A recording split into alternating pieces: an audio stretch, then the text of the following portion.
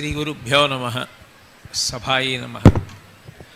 మీకు ప్రతిరోజు మీ అధ్యాపకులు, మీ టీచర్లు మీకు కావలసినటువంటి విద్యా సంబంధమైన సబ్జెక్టుని బోధ చేస్తున్నారు. వానితో పాటుగా విలువలు సంతరించుకుంటేనే ఆ విద్యకి పరిపూర్ణత ఉంటుంది. కాబట్టి విద్య ద్వారా ప్రధానంగా మీరు అవలంబించవలసిన విలువలు, దాని ద్వారా మీరు సంతరించుకోవలసిన పరిపూర్ణతను గురించి ఈ సదస్సు ఏర్పాటు చేయడం జరిగింది. మనిషిగా పుట్టినటువంటి ప్రతి వ్యక్తి పాటించవలసిన ప్రధాన నియమం శౌచం. అందున చదువుకున్నటువంటి వారు అంటే మిగిలిన వారికి అందరికీ ఆదర్శం. కాబట్టి ఆ విషయంలో ప్రత్యేకమైనటువంటి శ్రద్ధ ఉండాలి.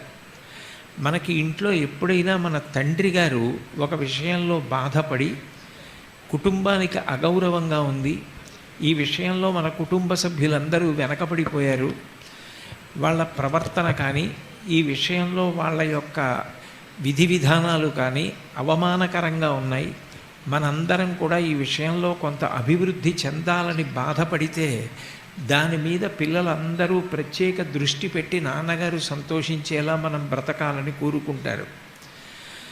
మనకందరికీ జాతిపిత మహాత్మా గాంధీ గారు, మీరు ఆయన జీవిత చరిత్ర పరిశీలన చేస్తే ఆయన చాలా బాధతో కన్నీటితో వ్రాసుకున్నటువంటి కొన్ని దృష్టాంతాలు కనపడతాయి.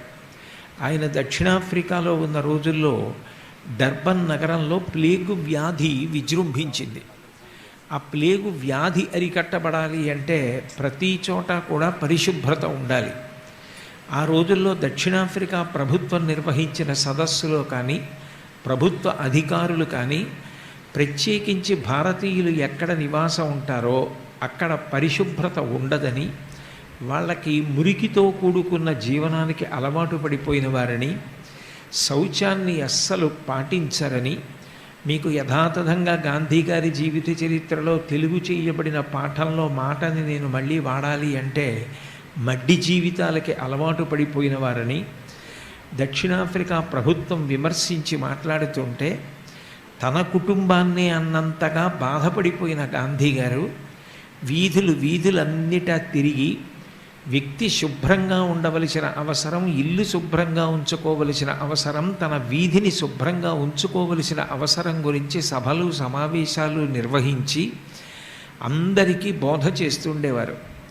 అట్లా చేసినప్పుడు విచిత్రమైన విషయం ఏంటంటే ఆయనతో కొంతమంది దెబ్బలాటకు వచ్చేవారు. ఆయన తన జీవిత చరిత్రలో రాసుకున్నారు, ఎవరికైనా ఒక మంచి మాట చెప్పాలి అంటే అదొక పెద్ద సాహసం. ఎందుకంటే మనం సహృదయంతో మంచి మాట చెప్పడానికి సిద్ధపడినా ఆ మంచి మాటని స్వీకరించడానికి సహృదయంతో ఉన్నవాళ్ళు కూడా ఉంటారు. అట్లా వీళ్ళప్పుడు నా శుభ్రత గురించి నీతిందు నువ్వు చెప్పొచ్చేవాళ్ళు వారు తిరగబడేవాళ్ళు కూడా ఉంటారు. అన్ని కష్టాలు పడి గాంధీ గారు శౌచానికి పరిశుభ్రతకి పెద్దపీట వేశారు. అందరికీ తెలిసిన ఆయన బిరుదునామం జాతిపిత మహాత్మా అని పిలుస్తారు. కానీ బ్రిటిష్ వాళ్ళు పరిపాలిస్తున్న రోజుల్లో మహాత్మా గాంధీ గారికి ఒక విచిత్రమైన బిరుదునామం ఉండేది, ఏ గ్రేట్ స్కావెంజర్. ఆయన అంత గొప్పగా కొలపగలిగిన వ్యక్తి, ఆయన అంత పరిశుభ్రత కోసం వెప్పలాడే వ్యక్తి ఎక్కడ ఉండేవారు కాదు. నలుగురు కూడా ఆయన స్వయంగా తుడిచి కడిగి శుభ్రంగా ఉంచేవారు. సబర్మతి ఆశ్రమానికి బాబు రాజేంద్ర ప్రసాద్ గారు వెళ్ళి సేవ చేస్తారని అడిగితే కుష్ఠరోగుల యొక్క పాయిఖానాలు తుడిచి కడగమని ఆయన చెప్పారు. అంత సంతోషంగానూ దానిని స్వీకరించి బాబు రాజేంద్ర ప్రసాద్ గారు ఆ రోజుల్లో పాయిఖానాలు తుడిచి పెరిగారు. మహాత్మా గాంధీ గారి శుభ్రతకి అంత వేశారు. అన్నిటికన్నా ప్రతి వ్యక్తి శుభ్రంగా ఉండాలనేటువంటిది ఆయన యొక్క ప్రధానమైన కోరిక. ఆయన ఉదయం వేళ వ్యాఖ్యానిగా కాసేపు నడుస్తూ ఉండేవారు. అలా నడుస్తున్నప్పుడు వార్తను ఒక మహిళా కళాశాల నడిచేటటువంటి అధ్యక్షురాలు అంటే ప్రిన్సిపాల్ గారు ఒకసారి ఆయనతో పాటుగా పాఠశాలలో ఉన్న సమస్యల గురించి చర్చిస్తూ నడిచారు. ఆయన కుటీరంలోకి వెళ్ళిపోతున్నారు. వెళ్ళిపోతూ వెళ్ళిపోతూ ప్రిన్సిపాల్ వద్ద చూశారు. ప్రిన్సిపాల్ గారి పిల్లలకి శుభ్రత తగినంత ఉండట్లేదన్న విషయం గురించి అప్పుడే ప్రస్తావన చేశారు.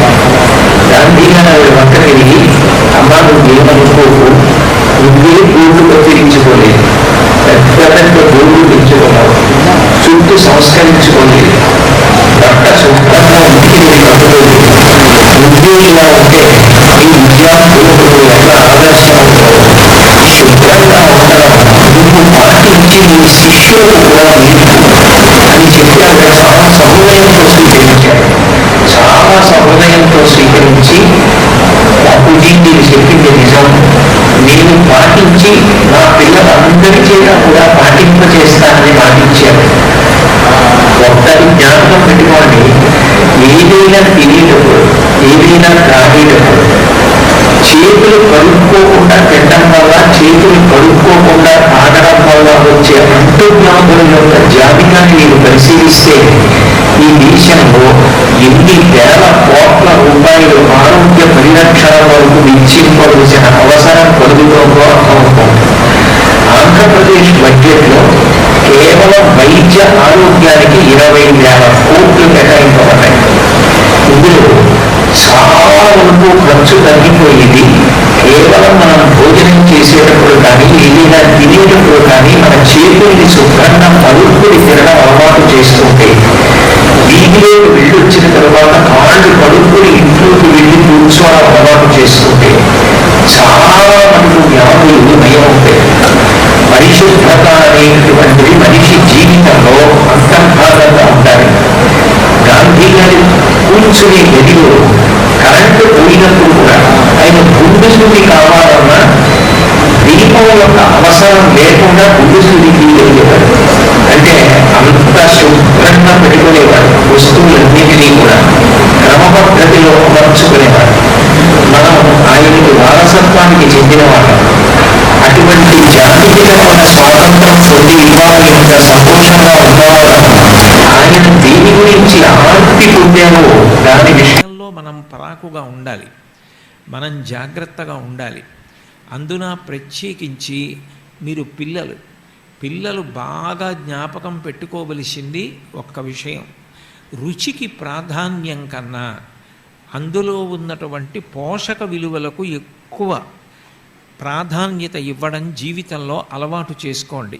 జంక్ ఫుడ్స్ అంటారు. జంక్ ఫుడ్ అంటే చాలా కాలం నిలవ ఉండేటటువంటి పదార్థం. ఏదైనా ఒక పదార్థాన్ని తీసుకొచ్చి నేను అక్కడ పెట్టాను అనుకోండి, అది నిలవ ఉండడానికి నేను ఏ రసాయనాలు చేర్చకపోతే ఆ పదార్థం కొద్ది రోజుల్లో పాడైపోతుంది. ఒక కోవా బిళ్ళ ఉందనుకోండి, మీరు ఆ కోవా బిళ్ళని తీసుకొచ్చి ఉంచితే ఒక 3 రోజులో 4 రోజులో బాగుంటుంది. తర్వాత అది బూజు వచ్చినట్లుగా అయిపోయి తడిసిపోయినట్టుగా అయిపోతుంది. అదే కోవా బిళ్ళ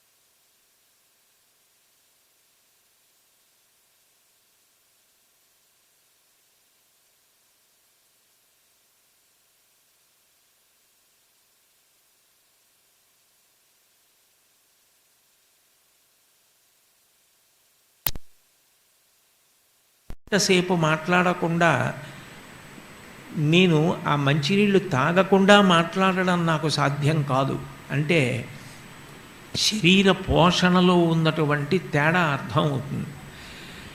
1 మైలు దూరం నడవవలసి వస్తే నడవగలగాలి. ప్రతిరోజు వ్యాయామం చెయ్యాలి. ప్రతిరోజు కాసేపు శరీరానికి బడలిక కలగాలి. శరీరానికి చెమట పట్టాలి.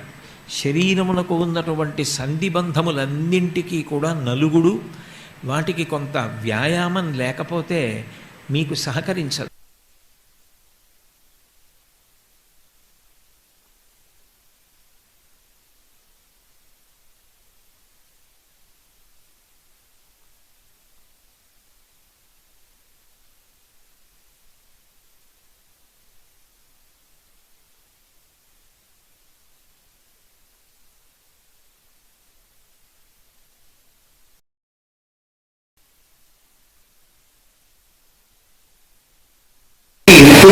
ఎలాంటి వ్యాధుల్ని శరీరంలోకి ఆహ్వానిద్దామా అని ఎదురు చూస్తుంటుంది. అటువంటి పరిస్థితి రాకూడదంటే మీరు చిన్నతనం నుంచి తప్పకుండా 2 విషయాలు బాగా జ్ఞాపకం పెట్టుకోవాలి. చదువుకోవడం ఎంత ముఖ్యమో, చదువుతో పాటుగా శరీరం మీకు తగినట్టుగా ఉపకరించడం కూడా అంతే అవసరం. శరీరం ఆద్యంకులు ధర్మ సాధనం అంటాడు కాళిదాసు. శరీరము సహకరించకపోతే మీరు ఏ పని చేయలేరు. శరీరము సహకరించాలి. మీరు ఉత్సాహంగా కూర్చోవాలి అంటే ఉత్సాహంగా కూర్చోగలగాలి.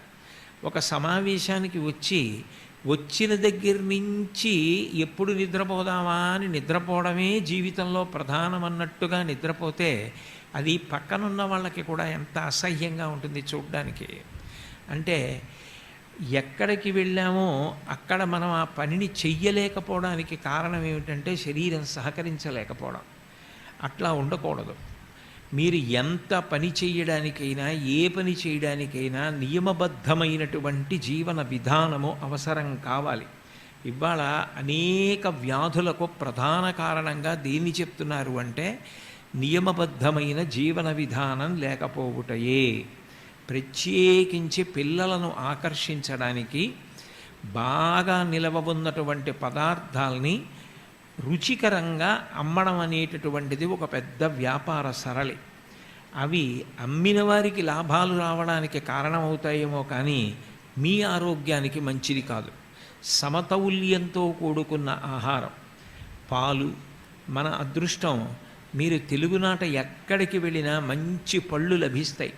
తిరుపతి క్షేత్రంలో మీరు ఎటువైపు వెళ్ళినా మంచి పళ్ళు దొరుకుతాయి. అసలు మంచి ఆహారము అన్న మాటకి పర్యాయపదం అమ్మ పెట్టిన అన్నం. అమ్మ పెట్టిన అన్నం అంత గొప్పది.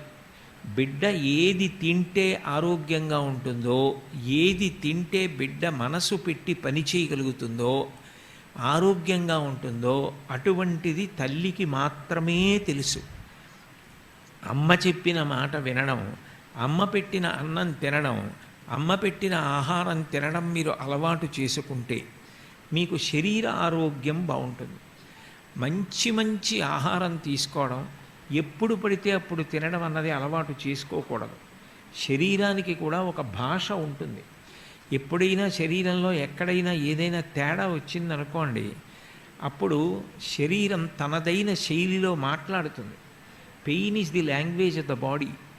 అందుకే చూడండి, ఎక్కడైనా తేడా వచ్చిందనుకోండి నిప్పెడుతుంది. నిప్పి పెట్టింది అంటే దాని అర్థం ఏమిటంటే ఇక్కడ తేడా జరిగింది, నువ్వు దీని వ్యవహారంలో బుద్ధి పెట్టి మనసు పెట్టి ఈ వచ్చిన రుగ్మతని చక్కపెట్టి దిద్దుకో, లేకపోతే ఇది పెరిగే అవకాశం ఉందని చెప్పడానికి నిప్పి ద్వారా చెప్తుంది. లోపల నీళ్ళు అయిపోయాయి అనుకోండి దాహం వేస్తుంది, లోపల అన్నం లేదనుకోండి ఆకలిస్తుంది. శరీరం చెప్తుంది. ఒక నియమబద్ధమైనటువంటి వేళలలో మాత్రమే తినడం, ఎప్పుడు పడితే అప్పుడు ఏది పడితే అది తింటూ ఉండడం మంచి లక్షణం కాదు. చక్కటి జీవన శైలి మీరు చిన్నతనం నుంచి అలవాటు చేసుకోండి. మంచి ఆహారం తినండి. ప్రతిరోజు వ్యాయామం అనేటటువంటిది మీ జీవితంలో అంతర్భాగం కావాలి. ఇప్పటికీ కూడా దాదాపు 100 సంవత్సరాలకి దగ్గర పడిపోతున్నారు ఎల్కే అద్వానీ గారు. ఎల్కే అద్వానీ గారు ఆ వయసులో కూడా ఇప్పటికీ జ్ఞాపక శక్తితోటి, అంత నియమబద్ధమైన ఆహారంతో, తోటలో వ్యాహ్యాలితోటి ఆరోగ్యంగా ఉన్నారు అంటే అది ఆయన పాటించేటటువంటి ఆహార నియమం, ఆయన చేసేటటువంటి వ్యాయామం. అట్లాగే యోగా అనేటటువంటిది మన భారతీయ సంప్రదాయంలో సనాతనంగా వస్తున్నటువంటి ఒక గొప్ప వ్యాయామ ప్రక్రియ. సాధ్యమైనంత వరకు మీరు యోగాసనాలు కొన్ని నేర్చుకుంటే వర్ష ఋతువులో కానీ లేదా విపరీతమైన వేడి ఉన్నప్పుడు కానీ, బయటికి వెళ్ళి నడవడం కష్టం అనుకుంటే, పొగమంచు పడుతోంది ఎట్లా పెడతాము అని అనుకున్నప్పుడు యోగాసనాలు నేర్చుకుంటే మీరే ఇంటి పొట్టున కూర్చుని వ్యాయామం చేసుకుని శరీరం ఏ పని చేయడానికైనా సిద్ధంగా ఉండేటట్టు చూసుకోవడంలో కృతకృత్యులవుతారు. కాబట్టి శరీరానికి వ్యాయామం ఇచ్చి శరీరాన్ని దారుఢ్యంతో ఉంచుకోవడం.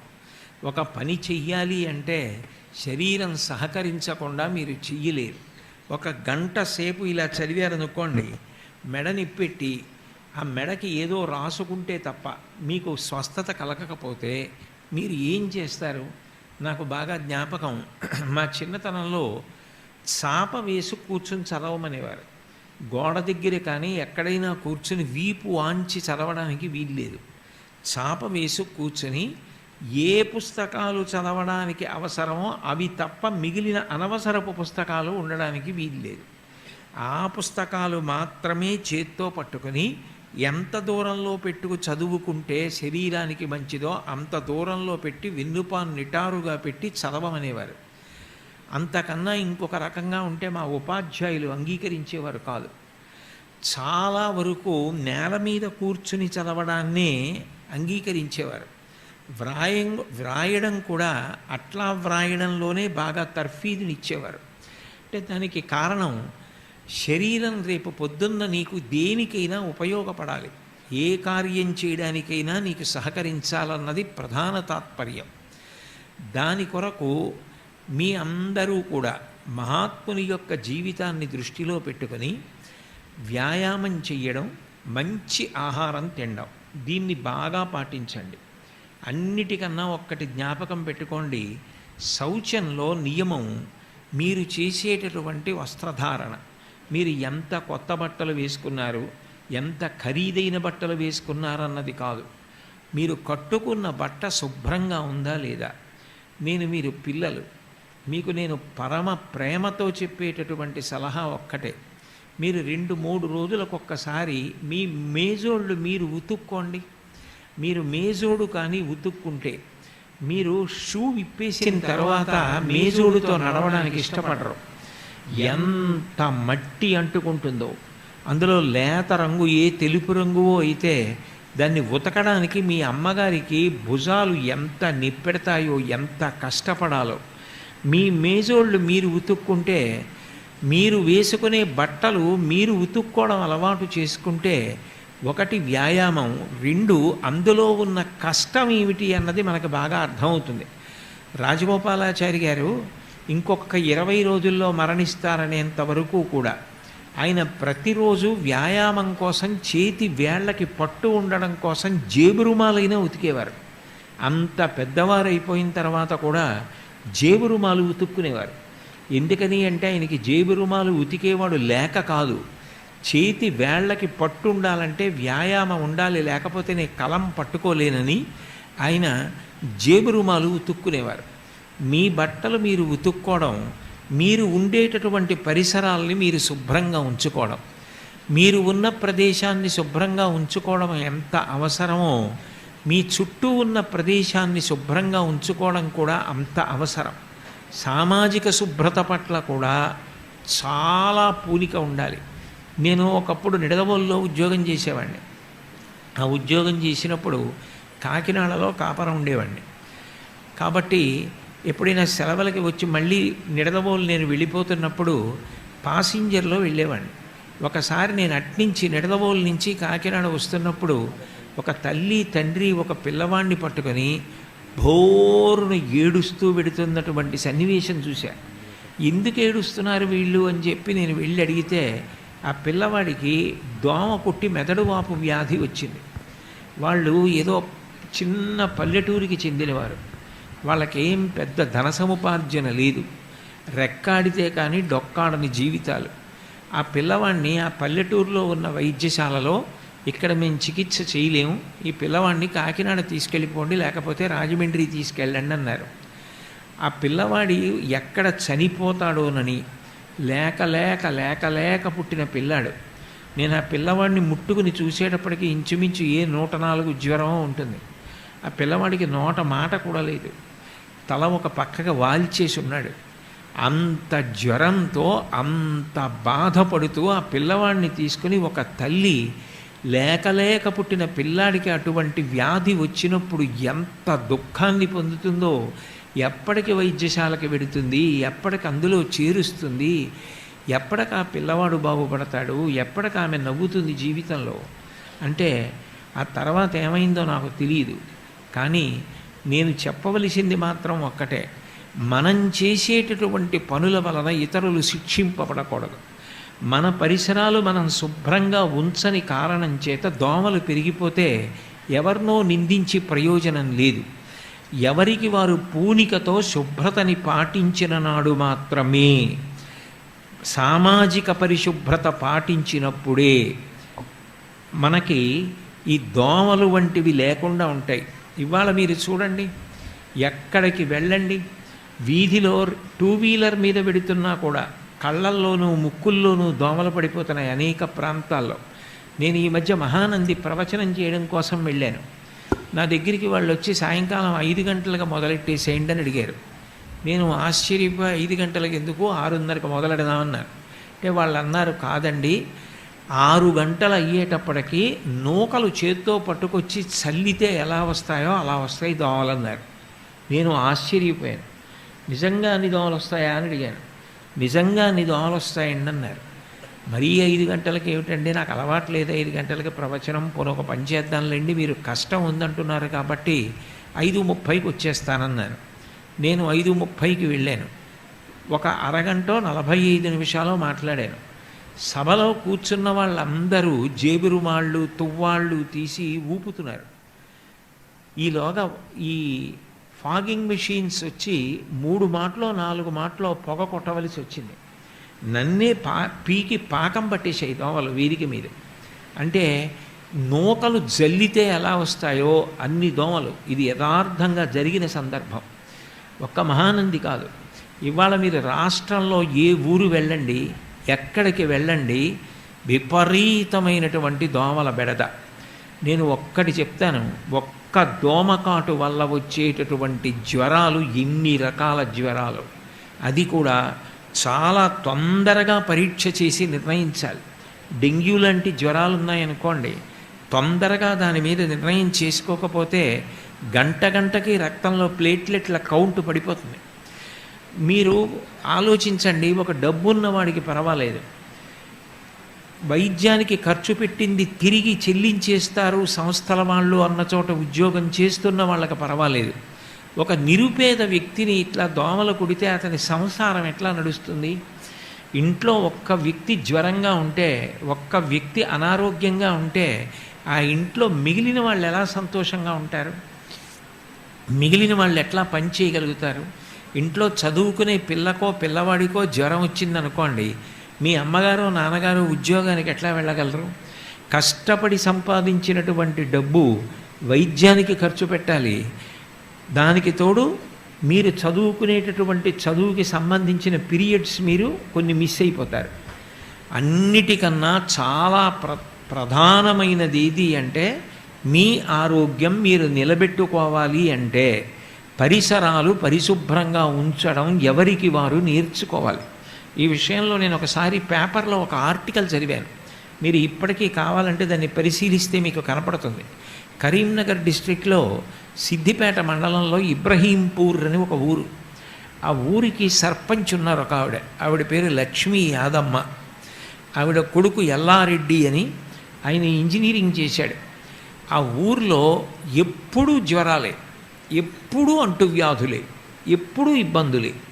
ఇది చూసి ఆ పిల్లవాడు దీనికి అంతటికీ కారణం ఏమై ఉంటుంది అని ఆలోచించి, ఎక్కడ పడితే అక్కడ మురుగునీరు పైకొచ్చి నిలబడిపోయిన కారణం చేత విపరీతంగా పెరిగిపోతున్న దోమలు ఇవి చూసి అతను ఉత్సాహం తీసుకుని, చొరవ తీసుకుని గ్రామస్తులందరినీ సమావేశపరిచి, మనం ఇట్లా బ్రతకూడదు, మనం శుభ్రతకి పెద్దపీట వెయ్యాలి అని ఎక్కడికక్కడ గ్రామస్తులందరూ కలిసి మురుగు కాలవలు తవ్వుకున్నారు. తవ్వుకుని అందులో తేటగా ఉన్న నీళ్ళన్నింటినీ కూడా కొన్ని మొక్కలు పెంచి ఆ మొక్కలు పువ్వులతోటి కాయలతోటి పెరిగేటట్టు చేసుకున్నారు. తడి చెత్త పొడి చెత్త విడదీసి గ్రామాన్నంతటినీ శుభ్రంగా ఉంచుకోవడం మొదలుపెట్టిన తరువాత ఆ ఊళ్ళో 4 ఆర్ఎంపీ డాక్టర్లు ఉండేవారు. ఒక్క జ్వరం కేసు కూడా రాని దానికి మేము ఈ ఊళ్ళో ఉండడం ఎందుకని 4 ఆర్ఎంపీ డాక్టర్లు ఆ ఊరు నుంచి వెళ్ళిపోయారు. నేను చెప్పింది అబద్ధం అనుకుంటే బహుశः మీకు ఈ సమాచారం ఎక్కడ లభిస్తుందో అక్కడ మీరు ప్రయత్నం చేస్తే మీకు ఇది కనపడుతుంది కూడా. దీన్ని పత్రికలు ఆ రోజుల్లో ఆయన ఫోటో కూడా ప్రచురించి చాలా గొప్పగా ఆయన గురించి రాశాయి. ఒక పిల్లవాడు అంత చొరవ తీసుకుని ఒక ఊరినంతటినీ చక్కబెట్టాడు.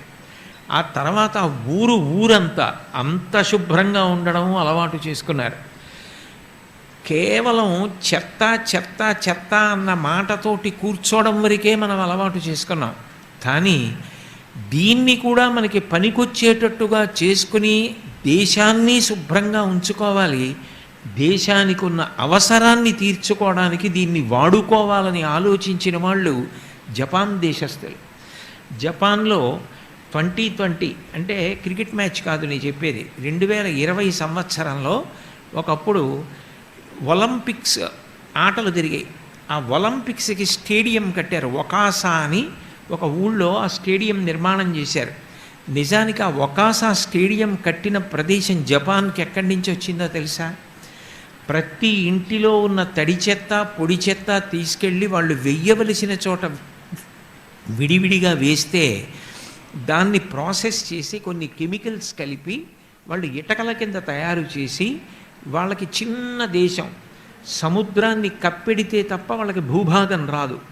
ఈ ఇటకలతో సముద్రాన్ని వెనక్కి జరుపుకుంటూ, అంటే సముద్రం కప్పెట్టుకుంటూ వెళ్ళి భూభాగాన్ని పెంచుకొని అక్కడ వాళ్ళు ఈ ఒకాసా అనబడేటటువంటి స్టేడియం నిర్మాణం చేశారు. ఆ స్టేడియంలో ఒలింపిక్స్ క్రీడలు జరిగాయి. అంతేకాదు, మీరు ఇప్పటికీ జపాన్లో ఉన్న ప్రముఖమైనటువంటి ఎయిర్పోర్ట్స్ పేర్లు పరిశోధిస్తే మీకు కనపడుతుంది. కెంగో కుమలోనా అని ఒక ఎయిర్పోర్టు. ఆ ఎయిర్పోర్ట్ తయారు చేసింది, అంత పెద్ద రన్వే, అంత పెద్ద ఇంటర్నేషనల్ ఎయిర్పోర్ట్ తయారు చేసింది కేవలం ఇళ్లల్లో వాడేటటువంటి చెత్తని ఎక్కడ పడితే అక్కడ పడేయకుండా పట్టుకెళ్ళి డబ్బాలో మాత్రమే వేసి దాన్ని ప్రాసెస్ చేసి ఇటకలు తయారు చేసి వాళ్ళు అంత పెద్ద ఇంటర్నేషనల్ ఎయిర్పోర్ట్ కట్టారు. You believe it or not, Sweden ఇప్పటికీ 9,80,000 టన్నుల చెత్తని దిగుమతి చేసుకుంటుంది. సాలీనా ప్రతి సంవత్సరం 9,80,000 టన్నుల చెత్త దిగుమతి చేసుకుంటుంది స్వీడన్. నేను చెప్పిన అబద్ధాలు అనుకుంటే మీరు దాని గురించి పరిశీలిస్తే మీకు తెలుస్తుంది. ఈ చెత్తనంతటిని ప్రాసెస్ చేసి ఇటకలు తయారు చేసి వాళ్ళు కూడా జపాన్ లాగే మళ్ళీ భూభాగాన్ని పెంచుకుంటారు. కాబట్టి అటువంటి భూభాగాన్ని పెంచుకునే ప్రయత్నం వాళ్ళు కేవలం చెత్తతో చేశారు. అంటే ఎంత జాగ్రత్తగా చెత్తని దోమలు పెరగకుండా, వాతావరణం పాడైపోకుండా వాడుకోవాలో అంత బాగా వాడుకున్నారు. మీరు పిల్లలు, మీ తరంలో మీరు పెద్దవాళ్ళు అయ్యేటప్పటికీ ఈ దేశంలో ఒక పెద్ద మార్పు రావాలి.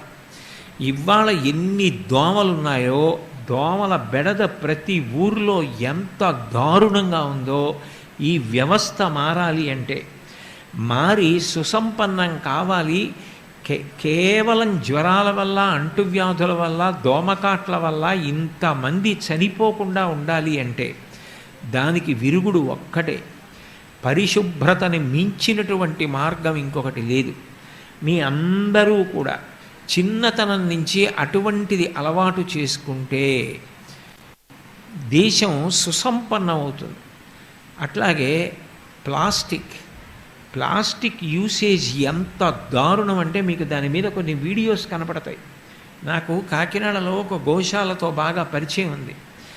అందులో ప్లాస్టిక్ కవర్లో వేసేసి కాయలు, పళ్ళు, ముక్కలు ఇలాంటివి పైన ముడి వేసి పడేస్తారు. పాపం ఆవుకి తెలియదు, అది ఆ ప్లాస్టిక్ కవర్తో కలిపి నవిలి తినేస్తుంది. కొంతకాలం అయిన తర్వాత అది లోపలికి వెళ్ళి దాని ప్రేగుల్ని చుట్టేస్తుంది జీర్ణం అవ్వక. అది పడే కడుపు నొప్పి, అది పడే బాధ వర్ణనాతీతం. అస్థిపంజరం ఎలా అయిపోతుందో అలా అయిపోతుంది. అయిపోయి అది పడిపోయి తినడానికి కూడా లేవలేకపోతే పట్టుకెళ్ళి గడ్డి దగ్గర వేస్తే ఏదో కొంత తింటుందంతే. అంత బాధ అనుభవించి చిట్ట చివరికి చచ్చిపోతుంది. ఈ టూత్పేస్ట్ పైన ఉండేటటువంటి మూత అది హార్డ్ ప్లాస్టిక్తో ఉంటుంది. అందులో సాధారణంగా కొంచెం టూత్పేస్ట్ ఉండిపోతుంది.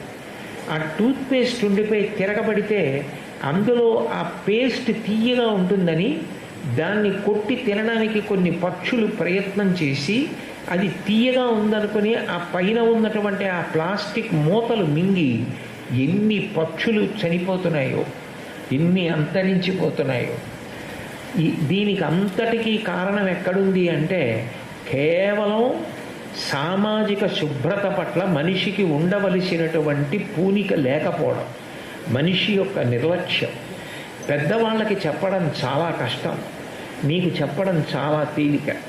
మీరు చాలా బాగా అర్థం చేసుకుంటారు. మీ తరంలో మీరు ఇతరులకు చేయగలిగిన మహోపకారం ఒక్కటే, మీరు చేయగలిగిన గొప్ప సమాజ సేవ. మీరు మీ అమ్మగారికి మీ నాన్నగారికి చేయగలిగిన గొప్ప సేవ ఏమిటి అంటే ప్లాస్టిక్ కవర్ అన్నది వాడకండి. మీ ఇంట్లో ప్లాస్టిక్ కవర్స్ కనపడితే డస్ట్బిన్లో వేసేయండి. మా చిన్నతనంలో చేతి సంచి పట్టుకుని వెళ్ళేవాళ్ళం. చేతి సంచి అలవాటు చేసుకోండి. చేతి సంచి మడత పెట్టి పట్టుకుని వెళ్ళిపోవచ్చు. మీకు కావలసిన వస్తువులు తెచ్చుకున్నప్పుడు బట్టతో కుట్టినటువంటి చేతి సంచిలో తీసుకురండి తప్ప ప్లాస్టిక్ వాడకం అన్నది ఎక్కడో అక్కడ ఉద్యమం కింద ప్రారంభమై ఆపకపోతే రాబోయే కాలంలో అత్యంత ప్రమాదకరమైనటువంటి స్థితి ఏర్పడుతుంది. నేను మీకు పరమ సత్యంతో కూడుకున్న ఉదాహరణ ఒకటి చెప్తా. నేను ఈ మధ్య శ్రీశైల క్షేత్రానికి వెళ్ళాను. శ్రీశైల క్షేత్రంలో నేను కృష్ణానది దగ్గరికి వెళ్ళాను. కృష్ణానది దగ్గరికి వెడితే ఆ పడవ నడిపేటటువంటి వ్యక్తి నాతో చెప్పింది ఏమిటంటే, అయ్యా కోటేశ్వరరావు గారు, ఈ కృష్ణానది కడుపులో ఏమున్నాయో తెలుసా మీకు అని అడిగాడు. నేను అనుకున్నాను బహుశా కృష్ణానది గర్భంలో ఇంతంత గొప్ప గొప్ప విలువైనవేవో ఉన్నాయని అతని అనుభవంతో ఏదో చెప్తాడా ఉందనుకున్నాను. అతను నాతో చెప్పింది ఏంటంటే, కొన్ని వందల ట్రాక్టర్లు తీసుకొచ్చి ఇక్కడ పెట్టినా కూడా మీరు ఈ లోపల చిరికిపోయినటువంటి బట్టలు ఎత్తి వేసి తీసుకెళ్ళి పారేయడం కుదరదు. అన్ని వేల బట్టలు ఈ నదీ గర్భంలో ఉన్నాయి. అంటే స్నానం చేయడానికి వచ్చి భక్తులు ఆ బట్టలు నదిలోనే వదిలిపెట్టేసిన కారణం చేత నేను అబద్ధం ఆడాను అని మీరు అనుకుంటే, మీరు కృష్ణానది ఒడ్డున పడవ వాళ్ళని ఎవరినైనా పాతాళగంగ దగ్గర అడిగితే కోటేశ్వరరావు గారు చెప్పింది నిజమా కాదా అని అడిగితే మీకు చెప్తారు. నేను నా ప్రవచనంలో భక్తులందరినీ ఉద్దేశించి చెప్పాను, దయచేసి బట్టలు కృష్ణానదిలో వదలకండి. ఆ నీరంతా పాడైపోతే ఆ నీళ్లే తాగడానికి పెడతాయి. ఆ నీరంతా శుభ్రం చేయడానికి ఎన్ని కోట్లు ఖర్చు పెట్టాలి ప్రభుత్వం. ఒక్కొక్క అంటువ్యాధి ప్రబలితే ఎంత ప్రమాదకరమైన స్థితి ఏర్పడుతుంది అంటే, మనం ఒక పని చేసేటప్పుడు ముందు వెనకలు ఆలోచించాలి. ముందు వెనకలు ఆలోచించకుండా మనం చేసేటటువంటి పనులు సమాజానికి అంతటికీ కూడా ప్రమాదకరంగా పరిణమించకూడదు. ఇవి మీ తరంలో ప్రధానంగా మార్పు రావాలి. మీరు ఇప్పటి నుంచి చేతులు కడుక్కోకుండా నేను ఏదీ తినను, చేతులు కడుక్కోకుండా నేను ఏదీ తాగను, నేను పరిశుభ్రంగా ఉంటాను, శరీరానికి పోషకత్వాన్ని ఇచ్చే ఆహారం తింటాను తప్ప కేవలం రుచి కోసం నిలవబెట్టిన ఆహారం నేను తినను, ప్లాస్టిక్ వాడకానికి నేను చాలా దూరంగా ఉంటాను, నేను ప్లాస్టిక్ వాడను, ఇతరులు నా కళ్ళ ముందు వాడినా ఆ కవర్ వాళ్ళు పడేసినా నేను తీసుకెళ్ళి ఎక్కడో దూరంగా పడేస్తాను. ఇవాళ చాలా చోట్ల భూమిని దున్నుతుంటే ఎన్ని ప్లాస్టిక్ కవర్లు డీకంపోజ్ అవ్వవు కాబట్టి బయటికి వస్తున్నాయో, కుప్పలు కుప్పలు. వాటిని ఏం చెయ్యండి అవి డీకంపోజ్ అవ్వవు, అవి మట్టిలో కలవవు. మరి ఇట్లా చేసుకుంటూ వెడితే ఒకనాడు సమాజం ఏం నిలబడుతుంది? మీరు ఒక్కటి ఆలోచించండి. మనం పంట పండించుకొని అన్నం తినడం అన్నది ఎప్పటి నుంచో వస్తుంది. పులి అరణ్యంలో ఉండి మాంసం తినడం మనం ఇప్పుడు అన్నం తినడం మొదలెట్టామో అప్పుడు అది మొదలెట్టింది. పెద్ద పులి తన ఆహారాన్ని తాను కలుషితం చేసుకోలేదు, చిలక తన ఆహారాన్ని తాను కలుషితం చేసుకోలేదు, ఒక పిల్లి తన ఆహారాన్ని తాను కలుషితం చేసుకోలేదు. తన ఆహారాన్ని తాను కలుషితం చేసుకున్న వ్యక్తి ఎవరు? మనిషి ఒక్కడే. మీరు ఆశ్చర్యపోయే విషయం ఒకటి చెప్తాను. నా మనవలు చిన్నపిల్లలుగా ఉన్నప్పుడు నేను పీడియాట్రిషియన్, చిన్నపిల్లలకు వైద్యం చేసే డాక్టర్ గారిని ఒకరిని అడిగా, డాక్టర్ గారు యాపిల్ పండు కానీ అరటి పండు కానీ పెట్టమంటారా, మనవడికి బాగా బక్కగా ఉంటాడు. అంటే డాక్టర్ గారు అన్నారు, పొరపాటున కూడా అది చేయకండి గురువు గారు అన్నారు. ఏమి అన్నారు, ఇవాళ వచ్చే అరటిపళ్ళు ఏవి తమంత తాము ముగ్గినవి కావు. అరటిపళ్ళ గెలల మీద స్ప్రే చేసి ఆర్టిఫిషియల్గా ముగ్గిపోయేటట్టు చేస్తున్నారు, రంగు వచ్చేట్టు చేస్తున్నారు. అవి పసిపిల్లలు ఏం తట్టుకుంటారు? అంటే అర్ధన కోసం దారుణమైనటువంటి పనులకు ఒడిగట్టి ఆరోగ్యాన్ని సర్వనాశనం చేసుకుంటున్న వ్యక్తి ప్రపంచంలో అటువంటి ప్రాణి ఎవరైనా ఉంటే మనుష్యుడు ఒక్కడే. మీ పిల్లల దగ్గర మాట్లాడేటప్పుడు, మీ జీవితాలు బాగుపడాలనుకున్నప్పుడు, మీ తరంతో దేశ భవిష్యత్తు మారాలనుకున్నప్పుడు ఉన్నది ఉన్నట్టుగా మాట్లాడటమే తప్ప నా మీద రాళ్ళు వేసినా నేను వెనక్కి తగ్గేదే లేదు. నేను ఉన్నది ఉన్నట్టే మాట్లాడతాను. అందుకని ఎక్కడ దోషం జరుగుతోందని నా దృష్టిలోకి వచ్చిందో దాన్ని నిర్ద్వంద్వంగా కుండ బద్దల కొట్టి మీతో చెప్తున్నాను. మీలో కొంతమంది రేపు పొద్దున్న శానిటరీ డిపార్ట్మెంట్లోకి వెళ్ళచ్చు, ఫుడ్ ఇన్స్పెక్టర్స్ అవ్వచ్చు. అట్లాంటి వాళ్ళ పట్ల మాత్రం ఉపేక్షాభావంతో ఉండకండి.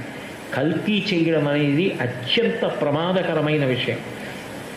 పూనికతో ఉండకపోతే వైద్యానికి, ఆరోగ్యానికి ప్రతి వ్యక్తి ఎంత సంపద కోల్పోతున్నాడు అన్న విషయాన్ని ఆలోచన చేస్తే చాలా జాగ్రత్తగా ఉంటారు. కాబట్టి శౌచము అన్నదాని పట్ల చాలా పరాకుగా ఉండండి. రెండవది బాహ్య శౌచము, అంటే శరీరాన్ని శుభ్రంగా ఉంచుకోవడం, మన చుట్టూ ఉన్నటువంటి వాతావరణాన్ని, పరిసరాల్ని శుభ్రంగా ఉంచుకోవడం ఎంత ముఖ్యమో ఆంతర శౌచము అంటారు. అంటే లోపల మనిషి చాలా ప్రసన్నంగా, చాలా సంతోషంగా, పరమ ప్రశాంతంగా ఉండగలగడం. మీ అంతటా మీరుగా ఉద్వేగపరిచే విషయాన్ని చూడడం కానీ వినడం కానీ చేశారనుకోండి, మనసు తీవ్రమైన వేగంతో కదిలిపోతుంది. మీరు అట్లా చెయ్యలేదనుకోండి, మీ మనసు ప్రశాంతంగా ఉంటుంది.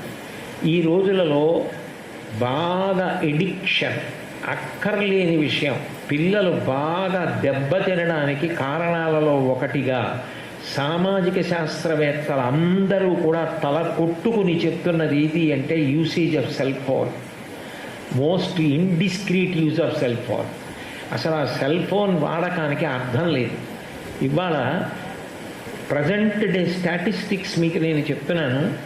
3 గంటల నుంచి 5 గంటల వరకు అడల్ట్స్, అంటే 7 సంవత్సరాల నుంచి 20 సంవత్సరాల లోపు ఉన్న పిల్లలు 3 నుంచి 5 గంటలు నిద్ర లేచి ఉన్న సమయంలో సోషల్ మీడియాకి ఎడిక్ట్ అవుతున్నారు. అంటే అదే పనిగా సెల్ ఫోన్ చూడటం. ఎంత ఎడిక్షన్ అంటే కాసేపు ఆ సెల్ ఫోన్ తీసిలా ఆన్ చేయకపోతే ఉండలేదు. తను వినడానికి వచ్చారో ఫోటో తీసుకోవడానికి వచ్చారో అర్థం ఉండదు. ఫోటో తీసుకోవడం నీ హక్కు కాదు. నీకు సెల్ ఫోన్ ఉంటే ఫోటో తీసుకోవడానికి nobody has conferred a right upon you to take a photograph. You should take other man's permission to take a photograph. It is the basic common sense one should possess. నువ్వెవరు photo తీసుకోవడానికి? Photo తీసుకునే ముందు అయ్యా మీ photo తీసుకోవచ్చా అని అడిగి photo తీసుకోవాలి. కానీ ఇవాళ పిల్లల దగ్గర నుంచి సెల్ ఫోన్ చేతిలో ఉంటే దేనికి వచ్చాం, ఏది వినడానికి వచ్చాను లేదు, ఫోటోలు తీసుకునే ప్రయత్నం చేయడం. దేనికి ఆ ఫోటో, దేనికి అస్తమానం సెల్ ఫోన్ చేతిలో ఆన్ చేయడం? ఎందుకంత యూట్యూబ్ని అంతగా పరిశీలించవలసిన అవసరం పిల్లలకి ఎందుకుంది? నేను ఈ మాట చెప్పినప్పుడు మిమ్మల్ని విమర్శించాలని కానీ మీ మనసు బాధ పెట్టాలని కానీ చెప్పట్లా. యథార్థంగా నేను చదివిన కొన్ని సందర్భాలు, కొన్ని విషయాలు విని చూసి చాలా బాధతో నేను ఈ మాట మీతో చెప్తున్నా. సెల్ ఫోన్ ఎడిక్షన్ అనేటటువంటిది ఇవాళ పిల్లల్ని ఎంత పాడు చేసేస్తోందని చెప్తున్నారంటే, చాలామందికి degree of concentration has come to the lowest ebb. అంటే అసలు మీరు ఒక పేజీ చదివితే ఆ పేజీలో 15 వాక్యాలు ఉంటే 3 వాక్యాలు కూడా ధారణలో ఉండకపోవడానికి కారణం ఏంటంటే గ్రాస్పింగ్ కెపాసిటీ అంటారు. నేను ఏదైనా తింటే నేనైపోవాలి, నేను తాగింది నేనైపోవాలి, నేను చదివింది నేనైపోవాలి. నేను ఒకటి చదివితే అది నాకు ధారణలో ఉండాలి. అది ఎప్పుడు ధారణలో ఉంటుంది? నా మనసు గ్రాస్ప్ చేసినప్పుడు, దాన్ని పట్టుకున్నప్పుడు. అది పట్టుకోవట్లేదు, అది కదిలిపోతోంది. ఎందుకు కదిలిపోతోంది అంటే ఎడిక్షన్ టు సెల్ ఫోన్. అస్తమానం సెల్ ఫోన్ చూస్తూ ఉంటాడు. అస్తమానం యూట్యూబ్లో ఏదో చూస్తూ ఉండడం. ఆ చూస్తున్న కారణం చేత ఏమవుతుందంటే మనసుకి ఒక ఉద్వేగం ఉంటుంది. మీరు ఏది చూశారో, మీరు ఏది విన్నారో అది హాంట్ చేస్తుంది మనసుని. మనసు దాన్ని లోపల చూస్తూ ఉంటుంది, దాన్ని వింటూ ఉంటుంది. దానికి ఎంత ఎడిక్షన్ ఉంటుందంటే మళ్ళీ అట్లాంటిది చూడమని కోరుతుంది. మీరు ఏది చదువుతున్నారో దాని మీద దానికి ఆసక్తి ఉండదు. దాని మీద ఆసక్తి లేనప్పుడు చదువుతున్నాడా అంటే చదువుతూ ఉంటాడు, కానీ మనసు అక్కడ లేదు కాబట్టి గ్రాస్పింగ్ ఉండదు. అది మీ విద్యా సముపార్జన యందే పెద్ద దోషం అయిపోతుంది.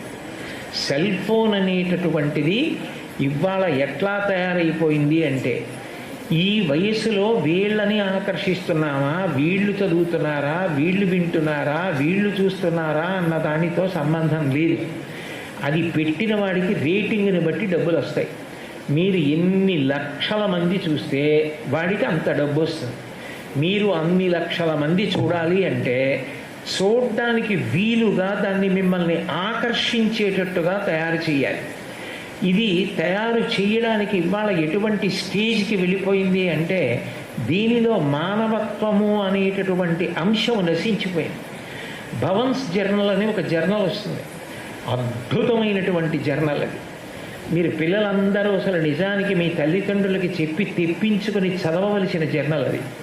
ఆ జర్నల్లో నవంబర్ 2024 అనుకుంటాను, ఇఫ్ ఐఎమ్ కరెక్ట్, నవంబర్ 2024లో ఒక ఆర్టికల్ వచ్చింది. మీరు కావాలంటే భవన్స్ జర్నల్ నవంబర్ 2024 అన్న తెప్పించుకొని అందులో వెరిఫై చేసి చూడండి. సెకండ్ ఫార్ట్నైట్లో అనుకుంటాను. అందులో ఒక ఆర్టికల్ వచ్చింది. ఎంత గొప్ప ఆర్టికల్ అంటే లూజింగ్ మొరాలిటీ, మనిషికి నైతిక విలువలు ఎలా పోతున్నాయి అన్న దాని మీద ఒక గొప్ప ఆర్టికల్ ఇచ్చారు. కెవియట్ కార్టర్ అని ఒక వ్యక్తి, ఫోటోలు తీయడంలో చాలా నైపుణ్యం ఉన్న వ్యక్తి. ఆయన 1993లో దక్షిణాఫ్రికా సుడాన్లో తీవ్రమైన కరువు వచ్చింది.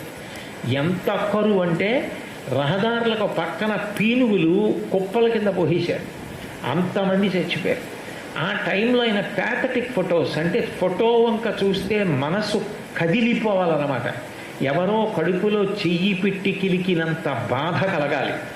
అటువంటి ఫోటోలు తీయడం కోసం ప్రొఫెషనల్ ఫోటోగ్రాఫర్ కాబట్టి వెతుకుతుంటే ఒక చోట ఒక పిల్ల, ఈ రిప్ కేజ్ అంటాం కదా, ఎముకలు, ఉరప్పంజరం అంతా బయటకు వచ్చేసి అంత చిక్కి శల్యం అయిపోయి ఆ పిల్లకి లేచి నిలబడి నడిచే ఓపిక లేదు. కొంచెం దూరంలో యునైటెడ్ నేషన్స్ ఆర్గనైజేషన్స్ వాళ్ళ రిలీఫ్ క్యాంప్ ఉంది, అక్కడ ఫ్రీగా అన్నం పెడుతున్నారు. అప్పటికే చనిపోయిన వాళ్ళ పీనుగుల కుప్పలు ఉన్నాయి ఆ పక్కన. ఈ పిల్ల పాకుతోంది, అంటే లేచి నిలబడి నడవలేక. పాకుతున్న పిల్ల వెనక ఒక పెద్ద రాబందు నడుస్తోంది. అంటే దాని ఉద్దేశ్యం ఏమిటంటే ఈ పిల్ల చచ్చిపోతుంది కొంచెం సేపట్లో. ఈ పిల్ల చనిపోకపోయినా నేను చంపేస్తాను, ఎందుకంటే ఈ పిల్ల ఎదురు తిరగలేదు. ఈ పిల్లని చంపి తినేద్దామని వెనక వల్చర్ అంటారు కదా, పెద్ద రాబందు వస్తుంది. ఈ పిల్ల వెనక్కి తిరిగి చూసే ఓపిక లేదు. తొందరగా క్యాంపు కడితే పట్టాడు అన్నం దొరుకుతుందని పిల్ల పాకుతోంది.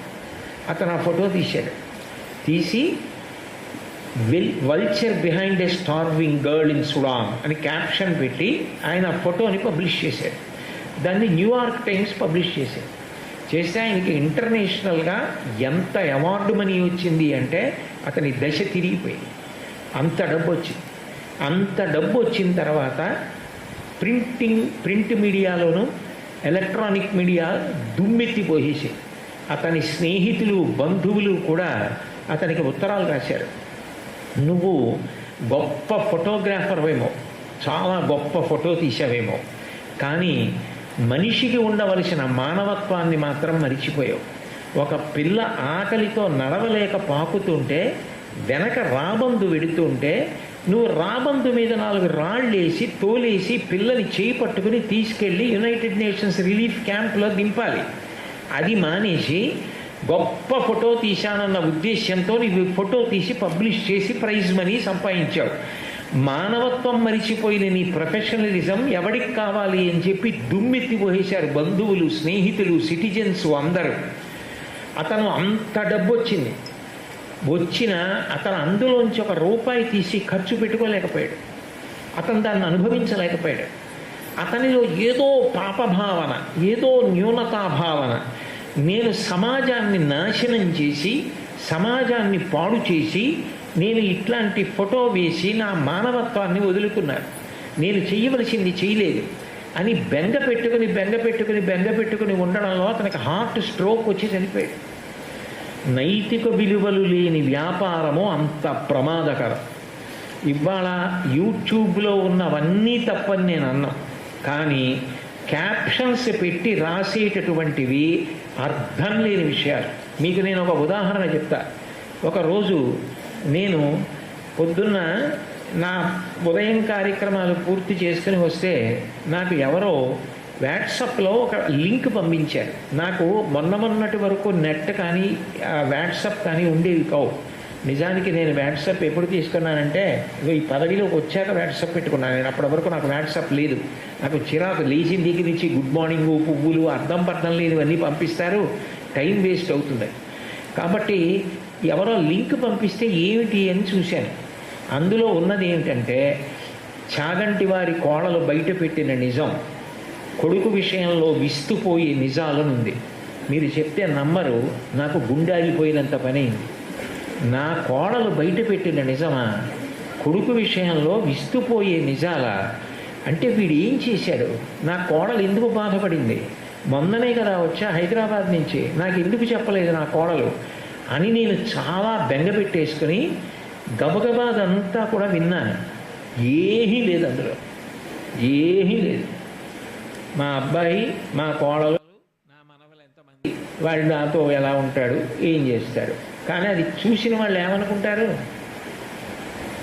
అది ఎందుకు అలా పెట్టడం అంటే క్యాప్షను నేనే చెమటలు బట్టి చూశానంటే ఇంకా మిగిలిన వాళ్ళు చూడరు.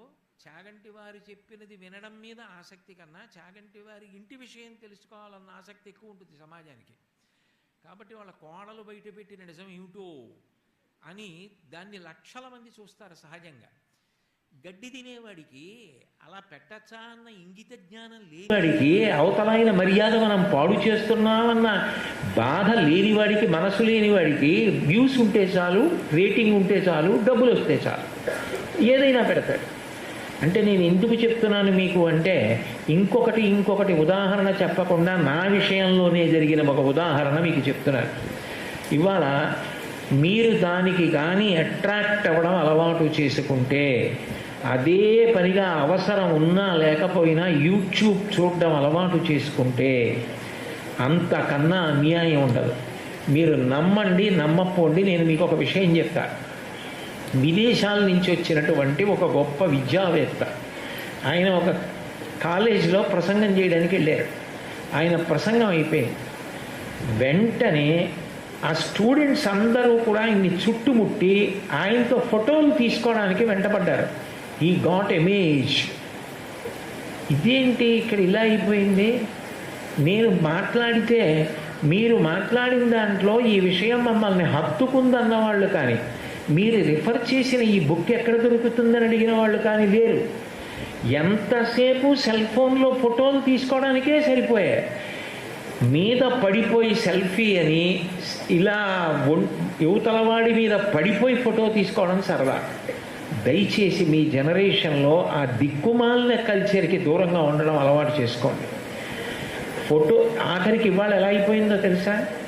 తిరుమల క్షేత్రంలో వెంకటేశ్వర స్వామి గారు మాడవీధుల్లో ఊరిరిగింపుగా వస్తే, నేను ఒకప్పుడు 5-6 ఏళ్ల క్రితం వస్తే 2 చేతులు జోడించి నమస్కరించేవారు.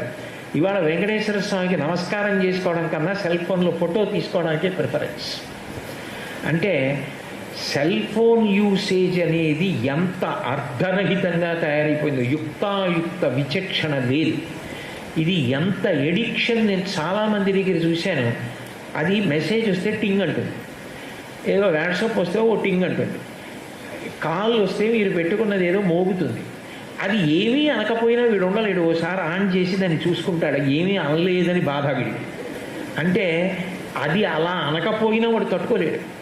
ఇంకా పట్టుకుంటే గంటలు గంటలు అందులో అక్కరమాలిన మాటలు మాట్లాడుతూ పిల్లలు ఎంత పాడు చేసేసుకుంటున్నారో, ఎంత విలువైన సమయాన్ని కోల్పోతున్నారో, దానివల్ల ఇన్ఫ్లుయెన్స్ అయిన మైండ్తో ఎంత డిస్టర్బ్ అవుతున్నారో, డిస్టర్బ్ అయిన మైండ్ వల్ల మీకు ఎంత గ్రాస్పింగ్ కెపాసిటీ తగ్గిపోతుందో, ఆ డిగ్రీ ఆఫ్ కాన్సన్ట్రేషన్ అలాగే గ్రాడ్యువల్గా మీకు తగ్గిపోయింది అనుకోండి, మీరు రేపు పొద్దున్న ఏదైనా తొందరగా ఓ పుస్తకం చదవవలసి వచ్చినా, ఓ పేపర్ చదవవలసి వచ్చినా, ఓ సభలో మీరు మాట్లాడవలసి వచ్చినా మీకేమీ జ్ఞాపకానికి రాదు.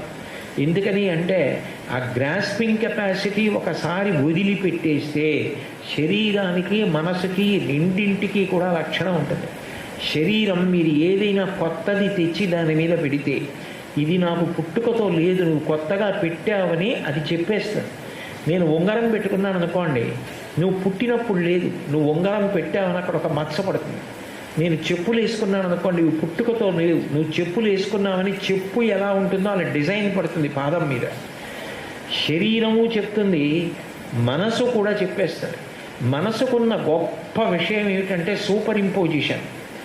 మీరు ఏది పుచ్చుకున్నారో దాని మీద ఇంకో ఇంప్రెషన్ని తీసుకుంటుంది. నా చిన్నతనంలో ఆడియో క్యాసెట్స్ అని ఉండేవి, అందులో భగవద్గీత చేయించుకోవచ్చు. భగవద్గీత కొన్నాళ్ళు విన్న తర్వాత ఎంకి పాటలు చేయించుకుందాం అనుకుంటే ఎంకి పాటలు చేయించుకోవచ్చు. ఇది పోయి అది దాని మీదకి వచ్చేస్తుంది. అలా మనసు సూపర్ ఇంపోజిషన్ తీసుకుంటుంది. మీరు ఏదైనా మంచి విషయాన్ని చదివి అంతకన్నా ఎక్కువ ఆసక్తితో యూట్యూబ్ని అదే పనిగా చూశారనుకోండి, మీరు చదివిన దాన్ని వదిలిపెట్టేస్తుంది మనసు. మీరు ఎక్కువ ఆసక్తితో ఏది చూశారో దాన్ని సూపర్ ఇంపోజిషన్గా తీసుకుంటుంది. అలా తీసుకున్నప్పుడు మీ కాన్సన్ట్రేషన్ లెవెల్స్ గ్రాడ్యువల్గా పోతాయి. ఎప్పుడు డిస్టర్బ్డ్గా ఉండడం, బంధువులు వచ్చి మాట్లాడినా, అమ్మ మాట్లాడినా, నాన్నగారు మాట్లాడినా, దానికన్నా కూడా ఫోను చూసుకోవడం మీదే ఆసక్తి పెరిగిపోతుంది. దయచేసి అట్లా చేయకండి. ఆచరించినదిదో అదే ఆంతర శౌచము. ఆంతర శౌచము అంటే మనసు బాగా క్రమశిక్షణతోటి, పటుత్వంతో, కష్టసుఖాలు తట్టుకునేటట్టుగా ఉండేటట్టుగా మనసుని మలుచుకోవాలి. అది నేర్చుకోవాలి. ప్రతిదానికి మనసు కదిలిపోకూడదు. ధైర్యంగా ఉండడం అలవాటు కావాలి. అది కావాలి అంటే మీరు మంచి విషయాలు పరిశీలించాలి. ఎన్ని మంచి విషయాలు మీరు వింటున్నారో, చదువుతున్నారో, ఎన్ని జ్ఞాపకం పెట్టుకుని ఆచరిస్తున్నారో అవి మిమ్మల్ని కాపాడతాయి. నేను కేవలం చదివానండి, కేవలం విన్నానండి, అవి మీకు ఆచరణాత్మకం కావు. మీకు నేను ఒక ఉదాహరణ చెప్తాను. ఒక అరణ్యంలో ఒక చెట్టు మీద బోలెడన్ని రామచిలకలు ఉండేవి. ఒక వేటగాడు వచ్చి వల వేసి ఆ వల మీద నూకలు చల్లాడు. వలలోంచి భూమి మీదకి పడిపోతాయి కదా నూకలు. ఈ చిలకలు చూసాయి, బోల్డన్ని నూకలు ఉన్నాయని చెప్పి వేటగాడితో వెళ్ళిపోయాడు. చిలకలు పడ్డాక వద్దామని. ఆ చిలకలన్నీ వల మీద వాలాయి. ఏదో అందిన కాడికి నూకలు తిన్నాయి, కానీ ఆ కాళ్ళు ఇరుక్కుపోయాయి, వల్ల ఎగరలేవు. అటుగా ఒక ముని వచ్చాడు.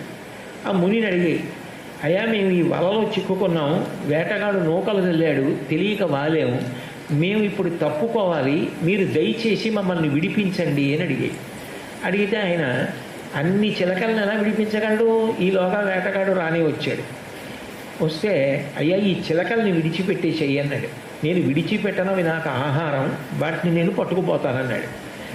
వీటి వలన నీకు ఎంత వస్తుందో అంత నేను ఇచ్చేస్తాను, వీటిని విడిచిపెట్టేయమని విడిచిపెట్టించేశాడు.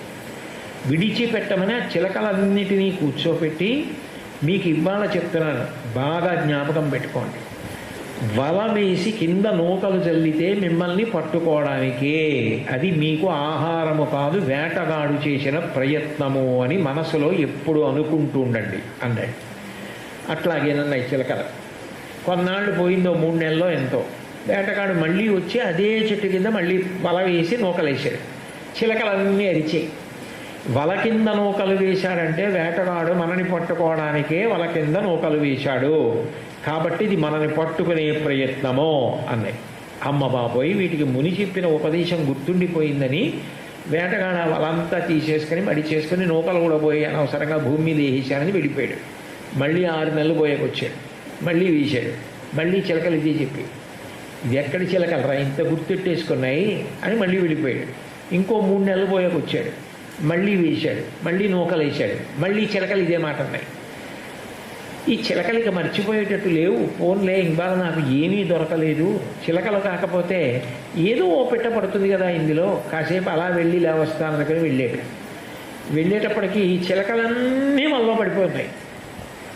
ఆయన ఆశ్చర్యపోయాడు, నేను ఉన్నప్పుడు ఇలా అంటున్నాయని వల తీసేసేవాడిని, ఈ చిలకలన్నీ వలలో పడిపోయేమిటి అని. అవి వలలో పడిపోయి ఇదే అంటున్నాయి. వల వేసి వల కింద నూకలు వేస్తే మనని పట్టుకోవడానికి వేటగాడు వేసినట్టు, కాబట్టి మనం ఆ వలలో చిక్కరాదు అని అనుకుంటూ వలలో ఉన్నాయి. ముని కూడా వచ్చాడు అదే సమయానికి. అడిగాడు, మీకు చెప్పాను కదా, మీరు ఎందుకు పడ్డారు, మీకు చెప్పింది మరి విన్నారు కదా, గుర్తుంది కదా అన్నాడు. మీరు చెప్పింది మేము అంటున్నాం కదా, గుర్తు పెట్టుకున్నాం కదా, అయినా మరి వల మమ్మల్ని పట్టుకుంది. గుర్తు పెట్టుకుంటే సరిపోయిందా, నోటితో అంటే సరిపోయిందా, ఆచరించాలి. వల పన్నేడు మంది పట్టుకోవడానికి అంటే వాలద్దు అని గుర్తు పెట్టుకోవడం దేనికి, వినడం దేనికి, వల మీద వాలకుండా ఉండడానికి. గుర్తు పెట్టుకున్నానండి, విన్నానండి, కానీ వల మీద వాలానండి అంటే దొరికిపోయి వేటగాడికి. వినడం ఎంత ముఖ్యమో, గుర్తు పెట్టుకోవడం ఎంత ముఖ్యమో, ఆచరించడం కూడా అంతే ముఖ్యం. అది మీరు జీవితంలో బాగా జ్ఞాపకం పెట్టుకోవాలి. మానసిక శౌచము అన్న మాటకి గొప్ప విషయం ఏంటంటే, మీరు ఆచరించడం ఎంత ప్రధానమో తప్పు చెయ్యకుండా ఉండడం సాధ్యం కాదు. ఎప్పుడో అప్పుడు ఎక్కడో అక్కడ ఎవరో ఒకరి వలన ఏదో ఒక పొరపాటు జరుగుతుంది, కానీ ఇది నా తప్పు అని మిమ్మల్ని మీరు బుకాయించుకోకుండా ఒప్పుకోవాలి. మొట్టమొదటి విషయం ఇది ఖచ్చితంగా నా తప్పే మీరు అంగీకరించాలి. మీరు దాన్ని పంచుకోవలసి వస్తే నిర్మోహమాటంగా మీ అమ్మగారితోటి నాన్నగారితోటి అబద్ధం ఆడకుండా చెప్పేయాలి, నేను ఈ తప్పు చేశాను. అమ్మ నాన్న కాకపోతే ఎవరు దెబ్బలాడతారు, మన బాబు కోసమే దెబ్బలాడతారు. గురువు గారికి చెప్పాలి. వీళ్ళకి చెప్పడం ఎంత ప్రధానమో అన్నిటికన్నా మీరు మనసులో ఏది తప్పని తెలుసుకున్నారో దాన్ని ఇకపైన చెయ్యకుండా మీకు మీరు దిద్దుకోవాలి. మీరు ఆ తప్పు వైపు ఆకర్షింపబడకుండా నిగ్రహాన్ని అలవాటు చేసుకోవాలి. అది చేసుకోనంతకాలం మీరు ఎన్ని విన్నా ఎన్ని చదివినా శీల వైభవము ఏర్పడదు, విలువలతో కూడిన వ్యక్తిత్వము కాలేదు. అందుకే ఇప్పటికీ క్రికెట్లో బ్యాటింగ్ ఆఫ్ సునీల్ గవాస్కర్ అని ఒకప్పుడు నేను ఒక పెద్ద ఆర్టికల్ చదివాను. ఎంతమందో క్రికెటర్స్ బ్యాట్ చేసిన వాళ్ళు ఉన్నారు. సునీల్ గవాస్కర్ బ్యాటింగ్కి ఒక ప్రత్యేక ప్రాధాన్యత ఉంది. ఏమిటి ఆయన బ్యాటింగ్లో గొప్పతనం అంటే, ఆయన outside the off stump కానీ outside the leg stump కానీ వైట్ బాల్ వెళ్ళిపోతుంటే హీ నెవర్ టచెస్ ఇట్. దాన్ని ఆయన ముట్టుకోడు, అది అక్కర్లేని బాల్. అది ముట్టుకునే ప్రయత్నం చేస్తే ఎంపైర్ వైట్ బాల్ ఇవ్వచ్చు ఇవ్వకపోవచ్చు. పైగా దూరంగా వెళ్ళిపోతున్న బాల్ని నడుము చాపి బ్యాట్తో ఏదో చేసే ప్రయత్నం చేస్తే క్యాచ్ వెళ్ళి అవుట్ అయిపోవచ్చు. అందుకని he never touches such a ball, he just leaves it, he gains 1 run by white ball, తప్ప ముట్టుకోడు. అంత రెస్ట్రైంట్ గవాస్కర్. మీ జీవితంలో కూడా మీరు వైట్ బాల్ని ముట్టుకోకూడదు. ఇది నాకు అనవసరం, దీని జోలికి నేను వెళ్ళకూడదు, ఇది నాకు పనికొచ్చేది కాదు, దీని జోలికి వెడితే ప్రమాదం, ఇది నన్ను అంటుకునే అవకాశం ఉందనుకుంటే దాన్ని వదిలిపెట్టడమే వైస్తి. గవాస్కర్ బ్యాటింగ్ అంత గొప్పది ఎందుకయింది అంటే, ఒక్క అనవసరపు బంతిని ఆయన ముట్టుకోడు. దానికి నేను ఇన్స్టెన్సెస్ చదివాను. ఇప్పుడు పాకిస్తాన్ ప్రధానమంత్రి చేసి కారాగారంలో ఉన్నాడు ఆయన. ఇమ్రాన్ ఖాన్ ఒకప్పుడు వరల్డ్ ఫేమస్ ఫాస్ట్ బౌలర్. ఆయన గవాస్కర్ ఎంతకీ అవుట్ అవ్వట్లేదని కోపం వచ్చి, Gavaskar is a short man, bouncers వేస్తూ ఉంటే ఒక్క బౌన్సర్ ముట్టుకోవాలి. అంత రెస్ట్రాయింట్ తోటి అంత ఈజ్తో కూర్చుని బౌన్సర్ వదిలేసేవాడు. వెక్స్ అయిపోయాడు ఇమ్రాన్ ఖాన్. అంతేకాదు, తనకన్నా అవతల రన్నింగ్ వికెట్స్ దగ్గర ఉన్న వ్యక్తి బాగా కంఫర్టబుల్గా బ్యాటింగ్ చేస్తున్నాడంటే సింగిల్ రన్ తీసి అతనికి బ్యాటింగ్ ఇచ్చేవాడు తప్ప, నేను సునీల్ గవాస్కర్ వరల్డ్ ఫేమస్ బ్యాట్స్మెన్ని నేనే కొట్టాలి అని లాస్ట్ బాల్ సింగిల్ రన్ తీసి మళ్ళీ తనే ఫేస్ చేయడానికి వచ్చేవాడు కాదు. అవతల వాడు బాగా ఆడుతున్నాడు, అవతల వాడు ఫామ్లో ఉన్నాడంటే సింగిల్ రన్ తీసి అవతల వాడికి ఇచ్చేసేవాడు. ఫీల్డింగ్లో ఉంటే అంత బాగా ఫీల్డింగ్ చేసేవాడు, సలహా ఇస్తే అంత బాగా సలహా ఇచ్చేవాడు. ఒక వ్యక్తి తన ఇండివిజువల్ పెర్ఫార్మెన్స్ కాదు, టీమ్ పెర్ఫార్మెన్స్కి కాంట్రిబ్యూట్ చేయాలి. నువ్వుగా చెయ్యాలి, నువ్వు 10 మందితో కలిసి చెయ్యాలి. గవాస్కర్ బ్యాటింగ్కి ఉన్న యునీక్ ఫీచర్ ఏంటో తెలుసా? గవాస్కర్ ఎప్పుడైనా ఒక బాల్ని తప్పుగా ముట్టుకునే ప్రయత్నం చేశాడు అనుకోండి, ఇమ్మీడియట్గా అదే క్రీస్లో తను చేసిన తప్పేమిటో అలా చేయకుండా ఎలా చేయాలో అక్కడే చేసేస్తాడు. మళ్ళీ మీరు కావాలంటే నేను చెప్పినవన్నీ నిజాలు అబద్ధాలు అనుకుంటే ఈ స్పోర్ట్స్ మ్యాగజైన్స్లో గవాస్కర్ బ్యాటింగ్ మీద ఉన్నటువంటి ఆర్టికల్స్ తీసి చదవండి. ఆయన ఒక రాంగ్ షాట్ కొట్టాడు అనుకోండి, ఒక స్ట్రైట్ డ్రైవ్ కొట్టవలసింది డిఫెన్స్ ఆడితే ఆయన ఇమ్మీడియట్గా స్ట్రైట్ డ్రైవ్ ఎలా కొట్టాలో ఒకసారి పోస్చర్ పెట్టి చూపించేస్తాడు. అంటే నేను ఇది తప్పు చేశాను, ఇలా ఆడవలసిందిగా ఆడాను, నెక్స్ట్ టైం ఇలా ఆడాలని కరెక్ట్ చేసుకుంటాడు అక్కడే.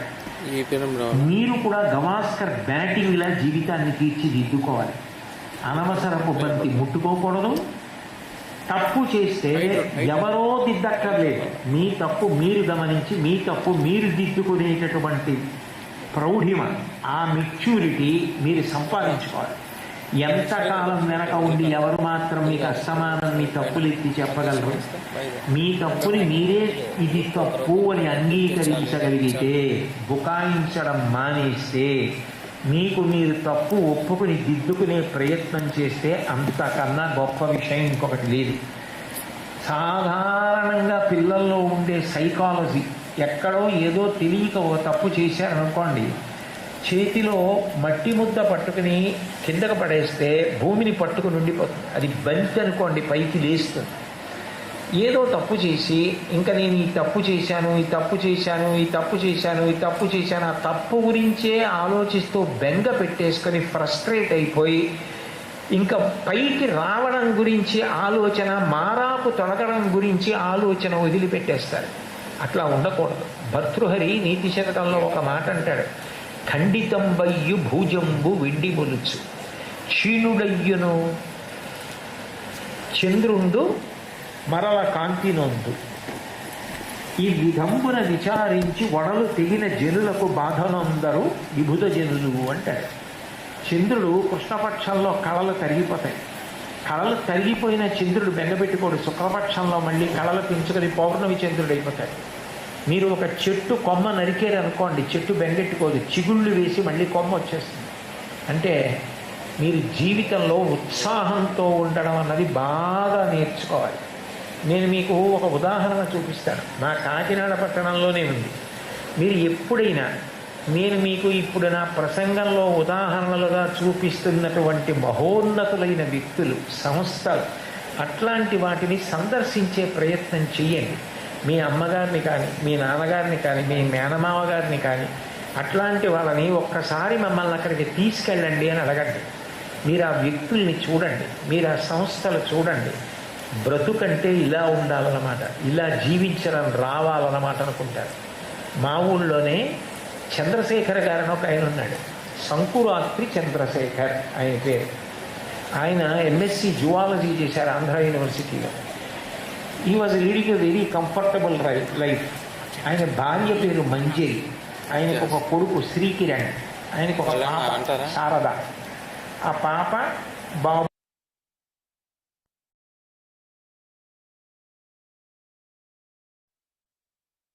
చేస్తున్నారు.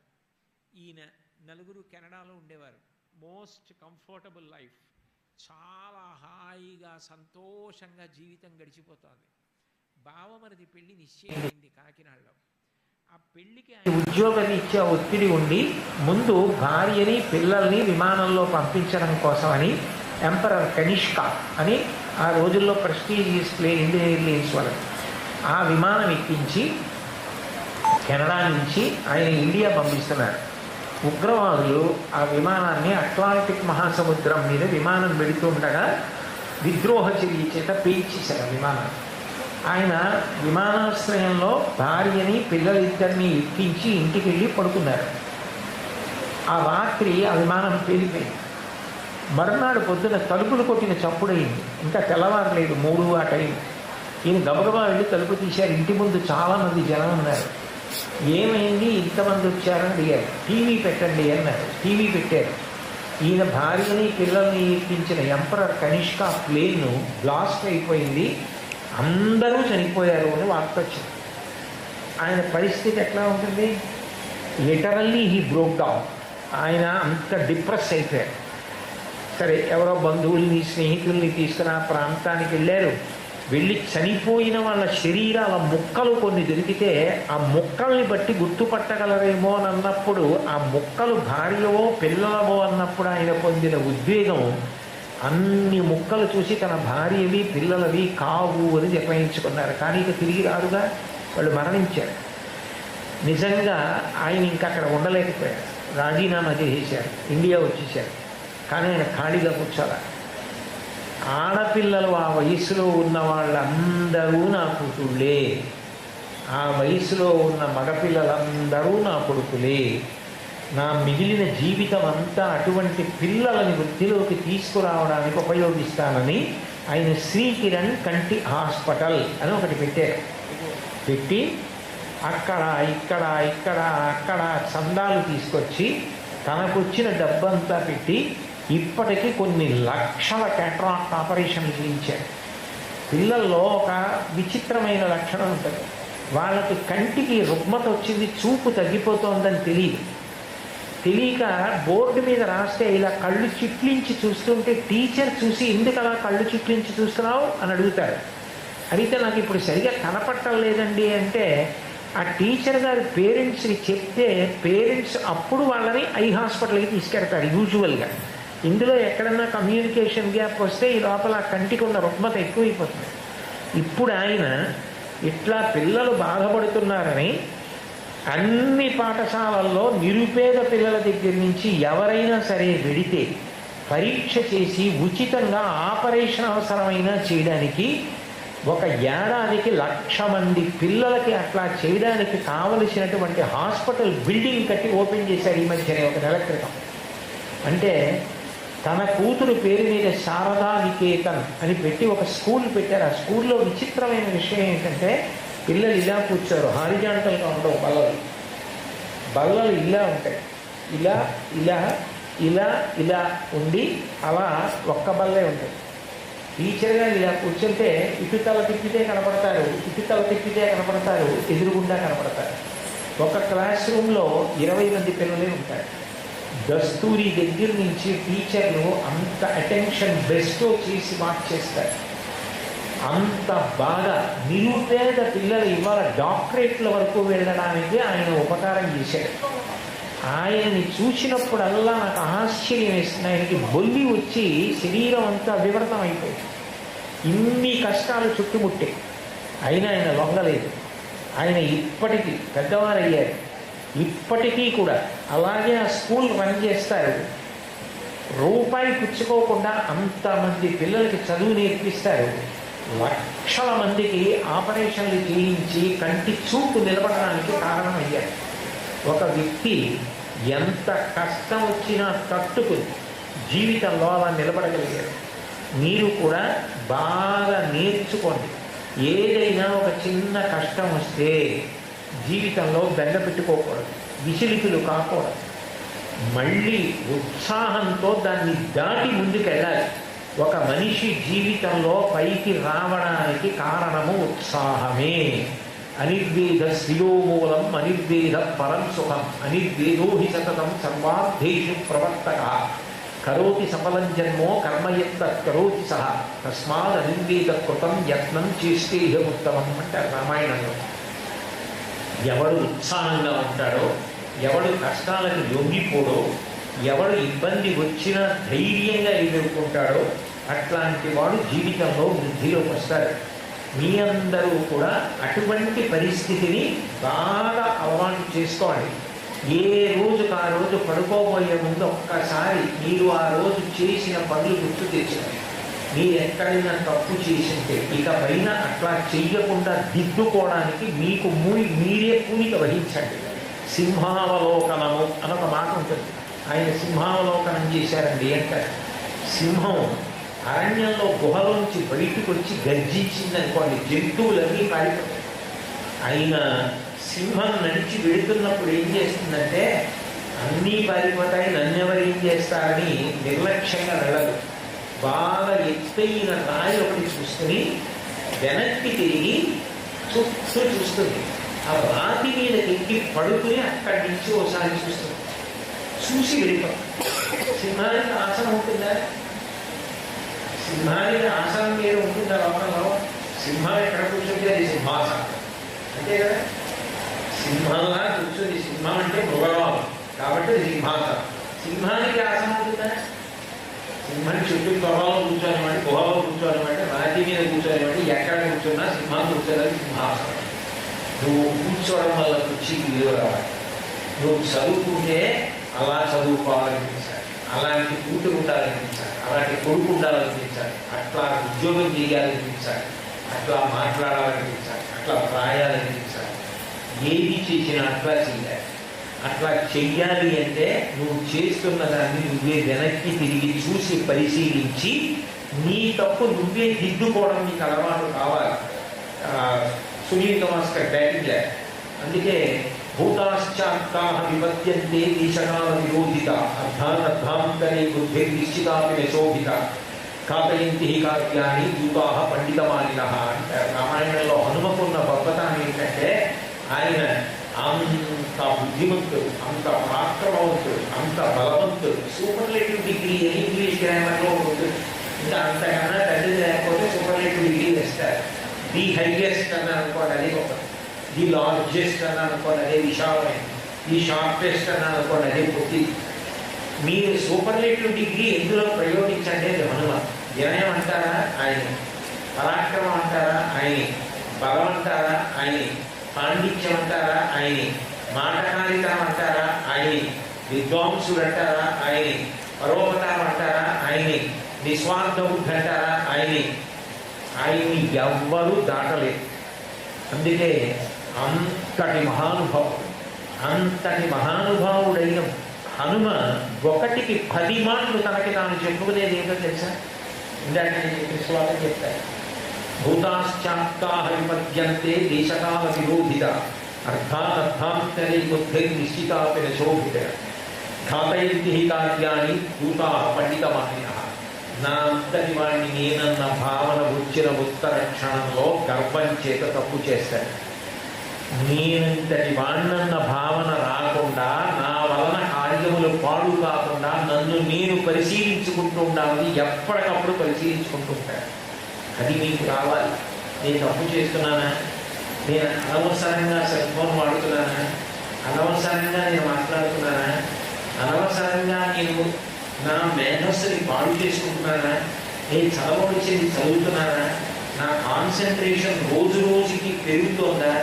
నేను నా బుద్ధిని నిష్కారణంగా పాడు చేసుకుంటున్నానా? ఈ విషయాన్ని మీకు మీరు పరిశీలించుకోవడం అలవాటు చేసుకుంటే బుద్ధిగా వస్తారు.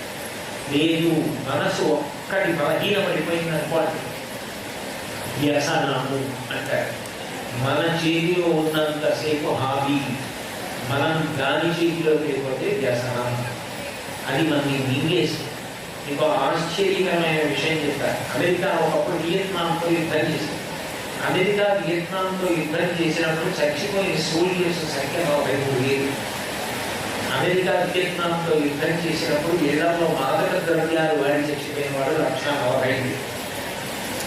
అంటే బలహీనత అన్నది ఎంత ప్రమాదం అవుతుందంటే, వాడి దేశం కోసం బోర్డర్లో నిలబడి పోరాటం చేసి చచ్చిపోయేవాడు 40,000.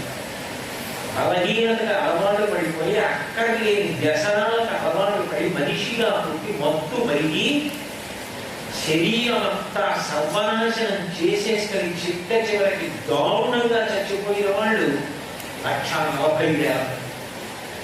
పొరపాటున కూడా కొన్ని జోలికి కూడా వెళ్ళకూడదు. ఒక్కసారి వెళ్ళారా ఇక అది మిమ్మల్ని విడిచిపెట్టదు. అంత ప్రమాదకరమైనటువంటి వాటిలో ఈ గంజాయి అటువంటి మాదక ద్రవ్యాలు అంత ప్రమాదకరం. కాబట్టి వ్యసనముల విషయంలో పిల్లలు ఎంతో జాగ్రత్తగా ఉండాలి. ఒక్కసారి అన్న మాట పనికిరాదు. ఒక్కసారి అన్న మాటని జీవితంలో అసలు అవకాశం లేని కూడా ఉండాలి. వాటి జోలిగా జీవితంలో ఒక్కసారి అన్న మాట లేదు, వాటి నీడ కూడా నా మీద పడకూడదు అన్నంత ధృతి, అటువంటి నిశ్చయాత్మకమైన బుద్ధిని నీవు కలిగి ఉంటారు. అట్లా ఉండాలంటే నేను మీకు ఒక్కటి చెప్తాను, తేలిక మార్గం ఏమిటో తెలుసా? ఎడిక్షన్. ఈ సెల్ ఫోన్ కి వాటికి ఎడిక్షన్ నుంచి మీరు బయటపడాలంటే మీకు సబ్స్టిట్యూట్ అలవాటు కావాలి. దాని ప్లేస్ లో మీరు ఇంకో దానికి ఎడిక్ట్ అయ్యారు, దీనికి బదులు ఇంకొక దానికి ఎడిక్ట్ అయ్యారనుకోండి, దీన్ని వదిలిపెట్టి దాన్ని పట్టుకుంటారు. మీరు ఈ addict your self to book, మీరు మంచి మంచి పుస్తకాలు సంపాదించి మంచి మంచి పుస్తకాలు చదవండి. అందులో కొన్ని కొన్ని పుస్తకాలు చాలా నవ్వించేవిగా ఉంటాయి. అదే పుస్తకంలో పక్క చాప్టర్లో మీరు జీవితాంతం గుర్తుపెట్టుకోవలసిన గంభీరమైన విషయం. ఇది నేను ఒక ఉదాహరణ చెప్తాను. డాక్టర్ గురవారెడ్డి గారిని హైదరాబాద్లో ఉన్నారు. కొన్ని వేల మోకాల సర్జరీస్ చేశారు. అంత అర్థప్రతిష్ఠుడైనటువంటి డాక్టర్. ఆయన గురవాయనం పుస్తకం రాశారు. ఆయన పేరు గురవారెడ్డి కాబట్టి ఆయన పేరు మీద ఆయనే గురవాయన, రామాయణం లాగా గురవాయనం పుస్తకం రాశారు. ఆ పుస్తకంలో ఆయన మీకు నవ్వు తెప్పించేటట్టుగా రాసిన ఆర్టికల్ గురించి నేను ప్రస్తావన చేస్తున్నానంటే నేను ముక్తిని అలవాటు చేసుకోవడానికి ఎంత సంతోషంగా ఉంటుందంటే, ఆయన అందులో ఒక చోట నన్ను గురవారెడ్డి అని నా మీద గౌరవం ఉన్నవాడు పిలుస్తారు. నేను రాత్రి పడుకున్నప్పుడు నన్ను చూసిన వాడు నన్ను గురకారెడ్డి అని పిలుస్తాడు. ఎందుకంటే నేను గురక పెట్టింది రికార్డ్ చేసి ఒకప్పుడు నాతో పాటు భూమిలో ఉన్న ఒక డాక్టర్ నిలిపించాడు. ఒక రైలు నది మీద వెళ్ళినట్టు, ఒక రైలు మైదాన ప్రాంతంలో వెళ్ళినట్టు, ఒక రైలు ఇనప బ్రిడ్జి మీద వెళ్ళినట్టు, రకరకాల శబ్దాలతో భయంకరమైన చప్పుళ్లతో పూర్వమునాలు వరుస్తున్నట్టు నా గురక అంత భయంకరంగా ఉంటుందని ఆ రికార్డింగ్ విన్న తర్వాత నాకు తెలిసిందని చెప్పుకున్నాను. నాకు అన్నిటికన్నా ఆయన రాసిన దాంట్లో చాలా నాకు ఎంత నవ్వొచ్చిన విషయం ఏంటంటే, ఆయనకి పెళ్ళైన కొత్తలో ఆయన భార్య గారు ఆయన దగ్గరికి వచ్చి ఏమంటే ఒక వరం అడుగుతారన్నారు. అంటే సాధారణంగా భారతీయ స్త్రీలు ఏమంటారు, నీ చేతుల్లో నేను వెళ్ళిపోవాలంటారు. అలా ఏదో అడుగుతుందిలా ఉంది అనుకుంటారు. కాబట్టి నేను మిమ్మల్ని అడిగే వరం ఒక్కటే, దయచేసి నేను నిద్రపోయేందుకు మీరు నిద్రపోకండి, నేను నిద్రపోయాక మీరు నిద్రపోతే అంటే ముందు నిద్రపోయారు ఆవిడ కానీ నిద్రపోక ముందు నిద్రపోతే ఇక ఆవిడ నిద్రపోలేదు అంత కూడా. అంటే గురవారెడ్డి గారు అంటే అంతే మీరు అనుకుంటున్నారేమో. గురవారెడ్డి గారి గురుభక్తి, గురవారెడ్డి గారి సామాజిక నిష్ఠ చదవాలంటే పక్కపైకి తీసుకెళ్ళి ఆయనకి జీవితంలో వృద్ధిలోకి రావడానికి వాసన అయిన వాళ్ళందరి పేరు మీద ఆపరేషన్ థియేటర్స్ కట్టుకున్నారు. గురువులందరి పేరు మీద కట్టుకుని లోపలికి వెళ్ళేటప్పుడు ఆ పేరు దగ్గర ఆగి ఆ గురువు గారికి నమస్కారం చేసి లోపలికి పెట్టారు. ఆయన ఒక ఫ్రెండ్ ఉండేవాడు జీవితంలో వృద్ధిలోకి రావడానికి కారణం ఆయన పేరు మీద ఒక ఆపరేషన్ థియేటర్ రోజు స్మరించడానికి వీలుగా థియేటర్స్ కట్టుకున్నారు. మీరు అలాంటి మంచి మంచి పుస్తకాలు చదవండి. హాస్యానికి హాస్యం, జీవితంలో నోబుల్ వాల్యూస్, అమ్మ గురించి ఆయన రాసిన మాటలు చదువుతుంటే మనసు కదిలిపోతుంది. అంత గొప్ప గొప్ప మాటలు రాశారు. అట్లాంటి పుస్తకాలు చదవండి. మీరు పుస్తకానికి ఎడిక్ట్ అయ్యారనుకోండి, మీకు ఖాళీ ఉంటే చాలు ఏదైనా పుస్తకం తీసి కాసేపు చదవాలనిపిస్తుంది.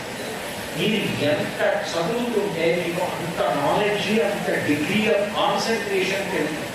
ప్రొఫెసర్ శ్రీనివాస అయ్యర్ గారిని ఆంధ్రప్రదేశ్ వైస్ ఛాన్సలర్ చేశారు. ఆయనకి కూతురు ఉండేది. ఆయనకి ఒక పన్ను పనిచేయడం మనిషి అయినా ఆయన చదువుకుంటారు. కూతురు వెళ్ళి అడిగింది, నాన్నగారు మీకు ఒక పన్ను పని చేయట్లేదు కదా, రెండో పనికి నీరు వస్తుంది, ఎందుకు ఇంకా చదువుతున్నారు? ఒక పన్ను పని చేస్తుంది కదా అన్నాడు. అంటే ఒక పన్ను పని చేయట్లేదు అన్నది చూడలేదు, ఒక పన్ను పని చేస్తుంది కాబట్టి చదువుతూనే ఉంటారు. మీరు మంచి మంచి పుస్తకాలు చదవండి. మీరు ఎంత బాగా చదువుతారో మీరు అంత గొప్ప వ్యక్తులు అవుతారు. మీరు రేపు పొద్దున్న జీవితంలో ఒక సంగీత సభకు వెళ్ళి శంకరాచార్య స్వామి గురించి మాట్లాడితే అలా మాట్లాడాలి. మీరు భగవద్భక్తి గురించి మాట్లాడితే అలా మాట్లాడాలి. మీరు సైంటిస్ట్ గురించి మాట్లాడితే అలా మాట్లాడాలి. ఇన్నోవేషన్ అండ్ డిస్కవరీ గురించి మాట్లాడితే అలా మాట్లాడాలి. ఒక స్పోర్ట్స్ గురించి మాట్లాడితే అలా మాట్లాడాలి. ఎథిక్స్ గురించి మాట్లాడితే అలా మాట్లాడాలి. పద్యం చెప్పమంటే అట్లా చెప్పాలి. శ్లోకం గురించి చెప్పమంటే అట్లా మాట్లాడాలి. అట్లా మాట్లాడాలంటే దానికి తప్పకుండా అది కూర్చుంటే రాదు, చదివితే వస్తుంది. మీరు ఎన్ని పుస్తకాలు చదువుతారో అంత గొప్ప వ్యక్తిగా తయారవుతారు. మిమ్మల్ని చెక్కగలిగినవి ఎత్తగలిగినవి పుస్తకాలు. మంచి పుస్తకాలు చదవడం అలవాటు చేసుకోవాలి. కష్టాన్ని సుఖాన్ని పట్టుకుని రాజు చేసి నిలబడ్డం అలవాటు. కాబట్టి సెల్ ఫోన్ అడిక్షన్ నుంచి మీ అందరి మంచి విషయాలు కూడా నేను చెప్పాలి. మంచి విషయాలు చూస్తే నాకు అభ్యంతరం లేదు. అదే విధంగా ఈ వయసులో మీరు సెల్ ఫోన్కి అడిక్ట్ కాకండి. బాగా చదువుకోండి, చక్కగా వృద్ధిలో రండి, సామాజిక కర్తవ్యాన్ని బాగా తెలుసుకోండి. మీ వయసులో మీరు పాటించవలసిన విలువలు తెలుసుకోండి. శౌచము, 10 మందితో కలిసి ఉండుగా, మీ తప్పు మీరు దిగువగా, మిమ్మల్ని మీరు పరిశీలించుకుంటా, మంచి గ్రంథ పరిశీలనము, ఒక చిన్న తప్పు జరిగినంత మాత్రం చేత కుంగుమాటుకు లోనుగా. ఇప్పుడు నేను ఎన్నో ఉదాహరణలు చూపిస్తూ మాట్లాడాను. ఇది జ్ఞాపకం పెట్టుకోండి. పెట్టుకుని మీరు జీవితంలో వృద్ధిలోకి రండి. ఒక్కటి గుర్తుపెట్టుకోండి, మీరు వినడం కన్నా మీరు ఎంత చదివితే మీకు అంత పనికి వస్తుంది. ఎంత జ్ఞాపకం పెట్టుకున్నారో అది ప్రధానం. అందుకే కుడి చేతి లేకున్నది ఎడం చేతి లేకున్న దానికన్నా గొప్ప. సరస్వతీదేవి ఎడం చేతిలో పుస్తకాలు పట్టుకుంటుంది, కుడి చేతిలో అక్షరాలు పట్టుకుంటుంది. ఎడం చేతి లేని పుస్తకం అంటే ఏది చదివారు ఏది తిన్నారో కాదు. మాల తిప్పడం అంటే ఎంత లోపల తిరుగుతూ జ్ఞాపకం పెట్టుకున్నారన్నది ప్రధానం. ఇప్పటికీ ఎన్ని సుబ్రహ్మణ్యం గారిని ఆంధ్రప్రదేశ్ రిటైర్డ్ చీఫ్ సెక్రటరీ టీటీడీకి ఈవో చేశారు. ఇప్పటికీ ఆయన ఏదైనా సభకు వచ్చారనుకోండి, యు నో హిస్ హ్యాబిట్. ఆయన ఏదైనా సభకు వస్తే he comes with a book at a time. Either he sits at the dais or he sits in the meeting. It's a different issue. Any vital point from any speaker, he takes down and writes it out. And then notes రాసుకుంటారు. రాసుకుని ఇంటికి వెళ్ళి మళ్ళీ పరిశీలిస్తాడు. నేను అనుకోవడం ఆయనకి నచ్చిన విషయాలు అయితే ఈ డెవలప్ చేయడానికి ఆర్టికల్, మళ్ళీ దాని వేరే పుస్తకంలో వచ్చిన ఆర్టికల్ ఆయన మళ్ళీ డెవలప్ చేసుకుంటారు. చేసుకుని మళ్ళీ పరిశీలిస్తారు. ఏ సభకి ఆయన అసలు పుస్తకం పెన్ను లేకుండా వారు నోట్ చేసుకోకుండా ఉంటారు. That should be the attitude. అంతా ఎక్కడ ఏ మంచి కనపడినా స్వీకరించారు. మంచి విషయాలు గుర్తుపెట్టారు. I appreciate you are taking down the notes. కాబట్టి అలా మీ అందరూ వృద్ధిలోకి రావాలని నేను మనస్ఫూర్తిగా కోరుకుంటూ, సరస్వతిని ఎందుకు పూర్తిలో అక్షరాలతో గుర్తు పెట్టుకుని అలా మననం చేసి జీవితంలో వృద్ధిలోకి రావాలని, దానికి సరస్వతీదేవిని అందరి పట్ల తగిన విభూతిని దర్శించాలని ఆ తల్లి పాదముల పట్టి ప్రార్థన చేస్తూ సెలవు తీసుకుంటున్నాను. స్వస్తి.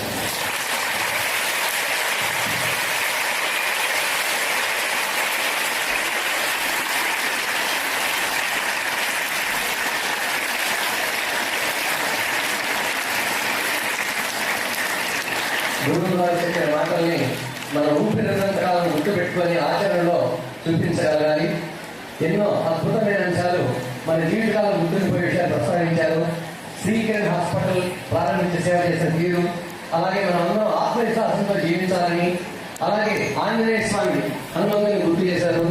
అలాగే క్రికెట్ ఆటలో ఆయన గవాస్కర్ యొక్క నిష్ట గురించి కూడా చెప్పారు. అన్నిటికంటే మించి మనల్ని ఎంతగా ప్రభావితం చేస్తున్న పుస్తకాలు నోరు విప్పని మహాత్మ పుస్తకం అని దాని గురించి కూడా గోర్గారెడ్డి గారనే ఆయన రాస్తున్న తీరు చాలా హాస్యస్ఫూర్తంగా గుర్తు చేశారు. అలాగే ఆంధ్ర యూనివర్సిటీ వైస్ ఛాన్సలర్ గతంలో శ్రీనివాసయ్య గారు పుస్తక ప్రయత్నాన్ని కూడా ఎన్నో విషయాలుగా ప్రస్తావించి మనల్ని ఉత్తేజితులు చేసినటువంటి బ్రహ్మశ్రీ చాగంటి కోటేశ్వరరావు గారిని హృదయపూర్వక కృతజ్ఞతలు చేస్తూ అనంతరం విద్యార్థుల ప్రస్తుత పరంపర ప్రారంభమవుతుంది. సమయాభావం తక్కువగా ఉండడం వల్ల కేవలం 5 విద్యార్థులు మాత్రమే ప్రశ్నిస్తారు. ముందుగా ఈ వైపు నుంచి విద్యార్థిని ప్రశ్నించాల్సిందిగా కోరుతూ ఉన్నాం.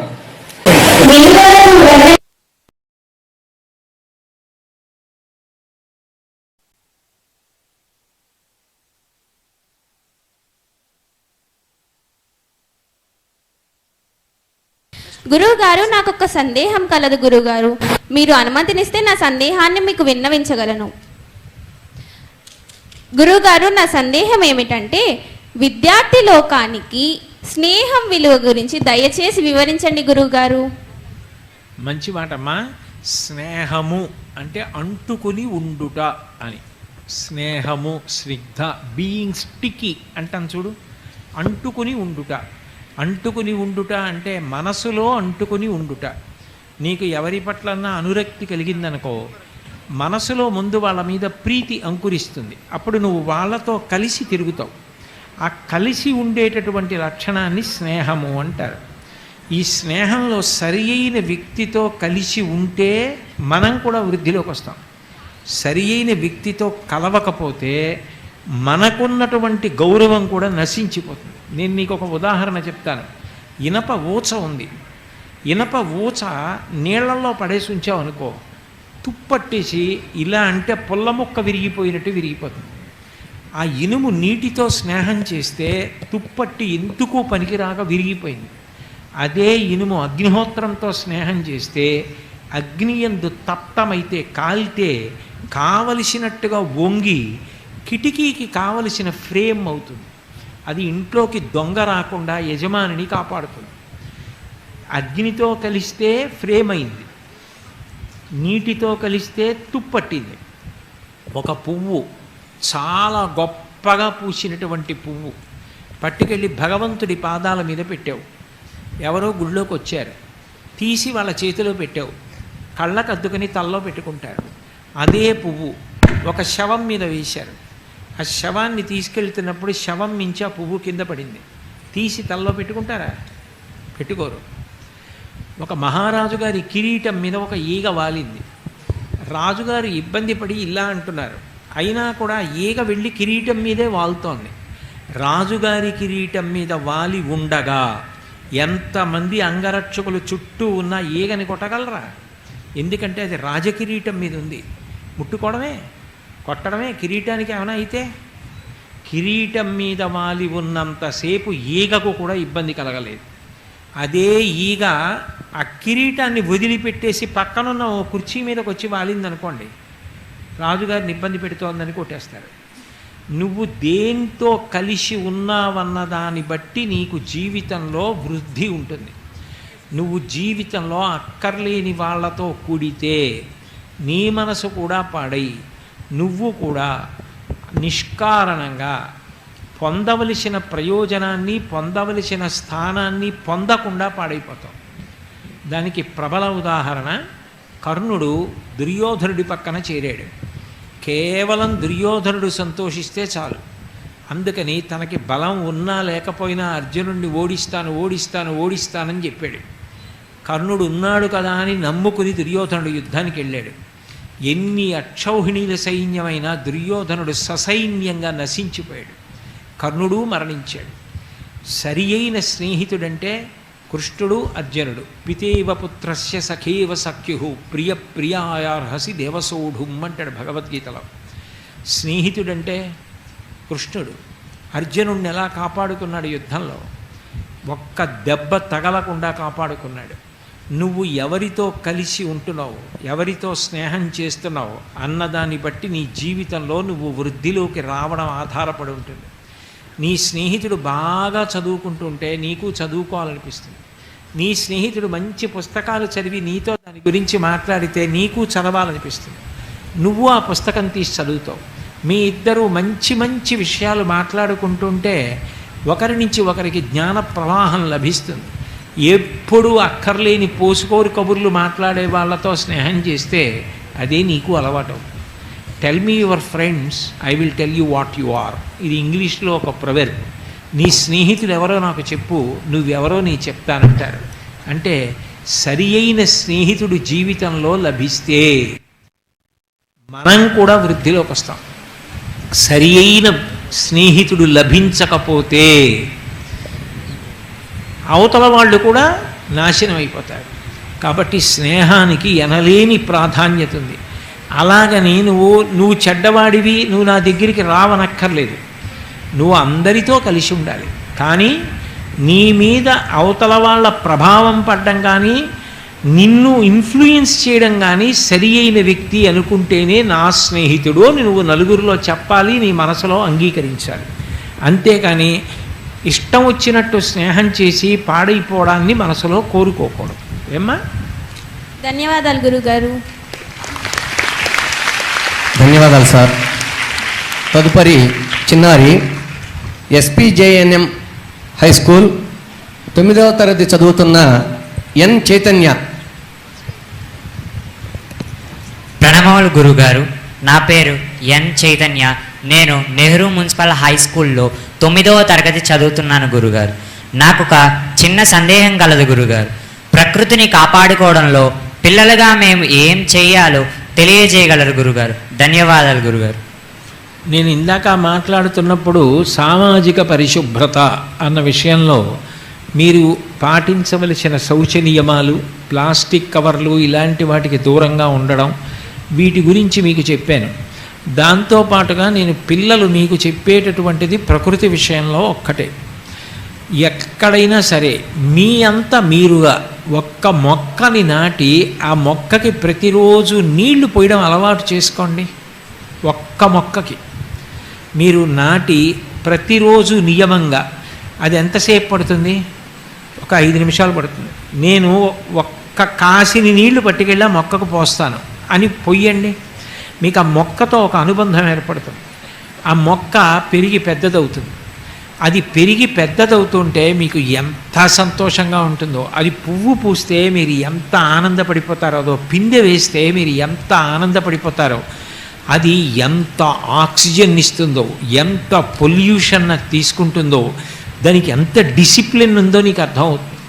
శిశిర ఋతువు వచ్చిందంటే ఎవరు చెప్పారో తెలియదు, ఆకులు రాల్చేస్తుంది. వసంత ఋతువు వచ్చిందంటే చిగుర్లు తొడుగుతుంది.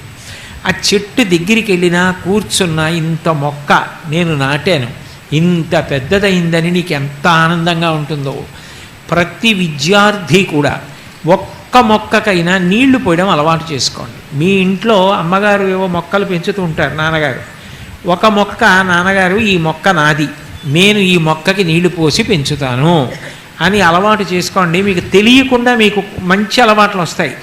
ఇది ఇంకా పెరగడానికి ఎప్పటి నుంచో ఇందులో మట్టిలా ఉండిపోయింది, మంచి మట్టి తెచ్చి ఇందులో వెయ్యాలి, ఈ కుండీ చిన్నదైపోయింది, దీన్ని పెద్ద కుండీలోకి మార్చాలి, ఇంకొంచెం పెద్ద ప్రదేశం ఉన్న చోట వెయ్యాలి, ఆ చెట్టుని కాపాడుకోవాలి, అది ఏవి తినీయకుండా దాన్ని రక్షించుకోవాలి, దానితో అనుబంధం. అలా ప్రతివారు ఒక్కొక్క మొక్కని కాపాడే ప్రయత్నం చేశారనుకోండి, అది సమాజానికి అంతటికీ ఎన్ని కోటాను కోట్ల రూపాయలు విలువ చేసేటటువంటి ఉపకారాన్ని అది చేస్తుంది. పుట్టుకతో మనిషికి చెట్టుతో అనుబంధం. పుట్టి పుట్టగానే ఊయలలో పడుకోబెడతారు. ఊయల కొయ్యతోనైనా చేస్తారు. మనిషి చిట్ట చివర మరణించిన తర్వాత కర్రల్లో పెట్టి కాల్చేస్తారు. మనిషి పుట్టుక నుంచి చచ్చిపోయే వరకు ఉండే అనుబంధం చెట్టుతోటి. అటువంటి చెట్టుకి, మొక్కకి నీళ్లు పోయడం అలవాటు చేసుకోండి. అంతకన్నా మంచిది ప్రకృతి రక్షణలో మీ వయస్సుకి ఇంకొకటి లేదు. మీ చదువు పాడవకుండా చేస్తే చాలు. ధన్యవాదాలు గురుగారు. మీ మాటే మా బాటగా మార్చుకొని ప్రకృతిని కాపాడుతాం గురుగారు. ధన్యవాదాలు గురుగారు. చాలా సంతోషం. మరింతగా పచ్చదనంతో పరిడి వెళుతుంది మన తిరుపతి పట్టణం. తదుపరి ప్రశ్న తిరుచానూరు జడ్పీ హై స్కూల్ 9వ తరగతి విద్యార్థి జి హర్షవర్ధన్ అడగవలసిందిగా కోరుతున్నాను. ప్రణామాలు గురుగారు. నా పేరు ఏ హర్షవర్ధన్ రెడ్డి. నేను జిల్లా పరిషత్ ఉన్నత పాఠశాల తిరుచానూరులో 9వ తరగతి చదువుతున్నాను గురుగారు. నాకు ఒక సందేహం కలదు గురుగారు. ఆ సందేహం ఏమనగా, చదువుకునేటప్పుడు ఏకాగ్రత కుదరాలి అంటే ఏమి చేయాలి, మంచి మార్కులు పొందాలి అంటే ఎలా చదవాలి, దయచేసి వివరించండి గురుగారు. ఏకాగ్రత అంటే దృష్టి నిలబడడం, మనసు నిలబడడాన్ని ఏకాగ్రత అంటారు. నేను ఇందాక ఆ విషయం గురించి స్పృశించాను. మనసు పరిపరి విధాల పోకుండా ఉండేటట్టుగా చూసుకోవాలి. నీకు నేను ఒక్క విషయం చెప్తే నీకు బాగా అర్థమవుతుంది. నేను స్వచ్ఛమైనటువంటి నీళ్లు తీసుకుని ఓ పాత్రలో పోసి దాని అడుగున ఒక 10 రూపాయల బిళ్ళ వేశాను అనుకో. ఆ 10 రూపాయల బిళ్ళ చాలా బాగా కనపడుతూ ఉంటుంది. నేను ఆ నీళ్ళని చేత్తో ఇలా అన్నాను అనుకో, ఇప్పుడు 10 రూపాయల బిళ్ళ కనపడుతుందా? కనపడదు. ఎందుకనంటే అలలు వచ్చేసి నీళ్లు కదిలిపోయి. నీళ్లు కదిలిపోతే 10 రూపాయల బిళ్ళ ఎలా కనపడలేదో అట్లా ముందు చదువుకునేటప్పుడు పుస్తకంలో ఉన్నది మన మనసులోకి వెళ్ళిపోవాలి అంటే మనం కదలకుండా కూర్చోవడం అలవాటు కావాలి. నీళ్లు కదిలితే నాణ్యం ఎలా కనపడదో, గడియకోసారి ఇట్లా ఊగి సరిగ్గా కూర్చోకుండా అస్తమానం కదిలిపోతూ ఉన్నవాడు లేస్తూ ఉండడం, తిరుగుతూ ఉండడం, 2 నిమిషాలటి తిరగా 3 నిమిషాలటి తిరగా కాసేపు పడుకుని చదవా, కాసేపు ఒంగుని చదవా చేసినవాడు చదవలేడు. చదువుకి అంటూ ఒక భంగిమ పెట్టుకొని స్థిరంగా కూర్చుని పుస్తకాన్ని నీ దగ్గర పెట్టుకుని చదవడం మొదలు పెట్టడం ఏకాగ్రతకి మొదటి లక్షణం. రెండో లక్షణం, ఏకాగ్రత బాగా పెరగాలంటే నీకు నువ్వుగా చెయ్యవలసిన ఎక్సర్సైజ్ ఏమిటి అంటే, నేను ఒక పేజీలో ఒక 20 వాక్యాలు రాసి నీకు ఇచ్చి చదువు అన్నాను అనుకో. గోవు గొప్ప జంతువు, గోవు తెల్లగా ఉండును, ఎర్రని గోవులు కూడా ఉండును, మత్సల గోవులు కూడా ఉండును, ఆవు పేడ గొప్ప ఎరువు, ఆవు పాలు పసిపిల్లలు కూడా తాగుదురు. నేను ఇలా ఈ వాక్యాలు చెప్పి, ఇప్పుడు నీకు ఎన్ని వాక్యాలు గుర్తున్నాయి చెప్పన్నాను అనుకో. నువ్వు 3 వాక్యాలు 2 వాక్యాలు చెప్పావనుకో. అంటే నీకు బాగా జ్ఞాపకం ఉండాలి అంటే నువ్వు మిగిలిన వాక్యాలు కూడా గుర్తుపెట్టుకోవాలి. అంటే రెండో మాట చదవాలి. రెండో మాట కూడా చదివిన తర్వాత నీకు ఎన్ని గుర్తున్నాయో గుర్తు తెచ్చుకున్నావు అనుకో. 5 గుర్తొచ్చాయి, ఇంకో 2 గుర్తు రాలేదు. మూడో మాట కూడా చదివి మళ్ళీ నువ్వు గుర్తు తెచ్చుకున్నావు అనుకో, 6 గుర్తొచ్చాయి. 4వ మాట కూడా చదివావనుకో, 7 గుర్తున్నాయి. రేపు పొద్దున్న లేచిన తర్వాత గుర్తు తెచ్చుకున్నావు అనుకో, మళ్ళీ 4 గుర్తున్నాయి. మళ్ళీ చదివి గుర్తెట్టుకున్నావు అనుకో, సాధన చేస్తే నిన్ను నిద్రలో లేపినా ఒక రోజు నువ్వు ఆ 7 చెప్పేస్తావు. ఏకాగ్రత ఎన్ని మాటలు చదివితే నా మనసు పట్టుకుంటుందన్న విషయం మీద నీకు బాగా తెలిసి ఉండాలి. అట్లా నువ్వు చదవడం మొదలు పెడితే నీకు నువ్వే ఒక ఛాలెంజ్ అవుతావు. ఇన్ని మాటలు ఎందుకు చదవాలి, నేను 2 మాటలైనా చదివేటప్పటికి నేను ఎక్కువ కంటెంట్ తీసుకోవాలి, గ్రాస్ప్ చెయ్యాలనే ఛాలెంజ్ వస్తుంది నీకు. అది ఆ ఇంటెన్సిటీ ఆఫ్ థాట్ పెరిగే కొద్దీ నీకు నువ్వు బాగా సెటిల్ అవుతావు. బుక్ చదివేటప్పుడు ఎంత సెటిల్ అవుతావో అంత బాగా గ్రాస్ప్ చేస్తావు. ఎంత గ్రాస్ప్ చేసావో దాన్ని మెమరీలో తిప్పడం అలవాటు అవుతుంది. ఉత్తినే కూర్చోకుండా ఏది చదివావో అదొకసారి మళ్ళీ తిప్పుతావు. ఓ ఇది గుర్తు లేదు, మళ్ళీ వెంటనే వెళ్ళి పుస్తకం తీసి చూస్తావు. నీకు నువ్వు బాగా అలా ఎక్సర్సైజ్ అలవాటు చేసుకుంటే on one day you become the master.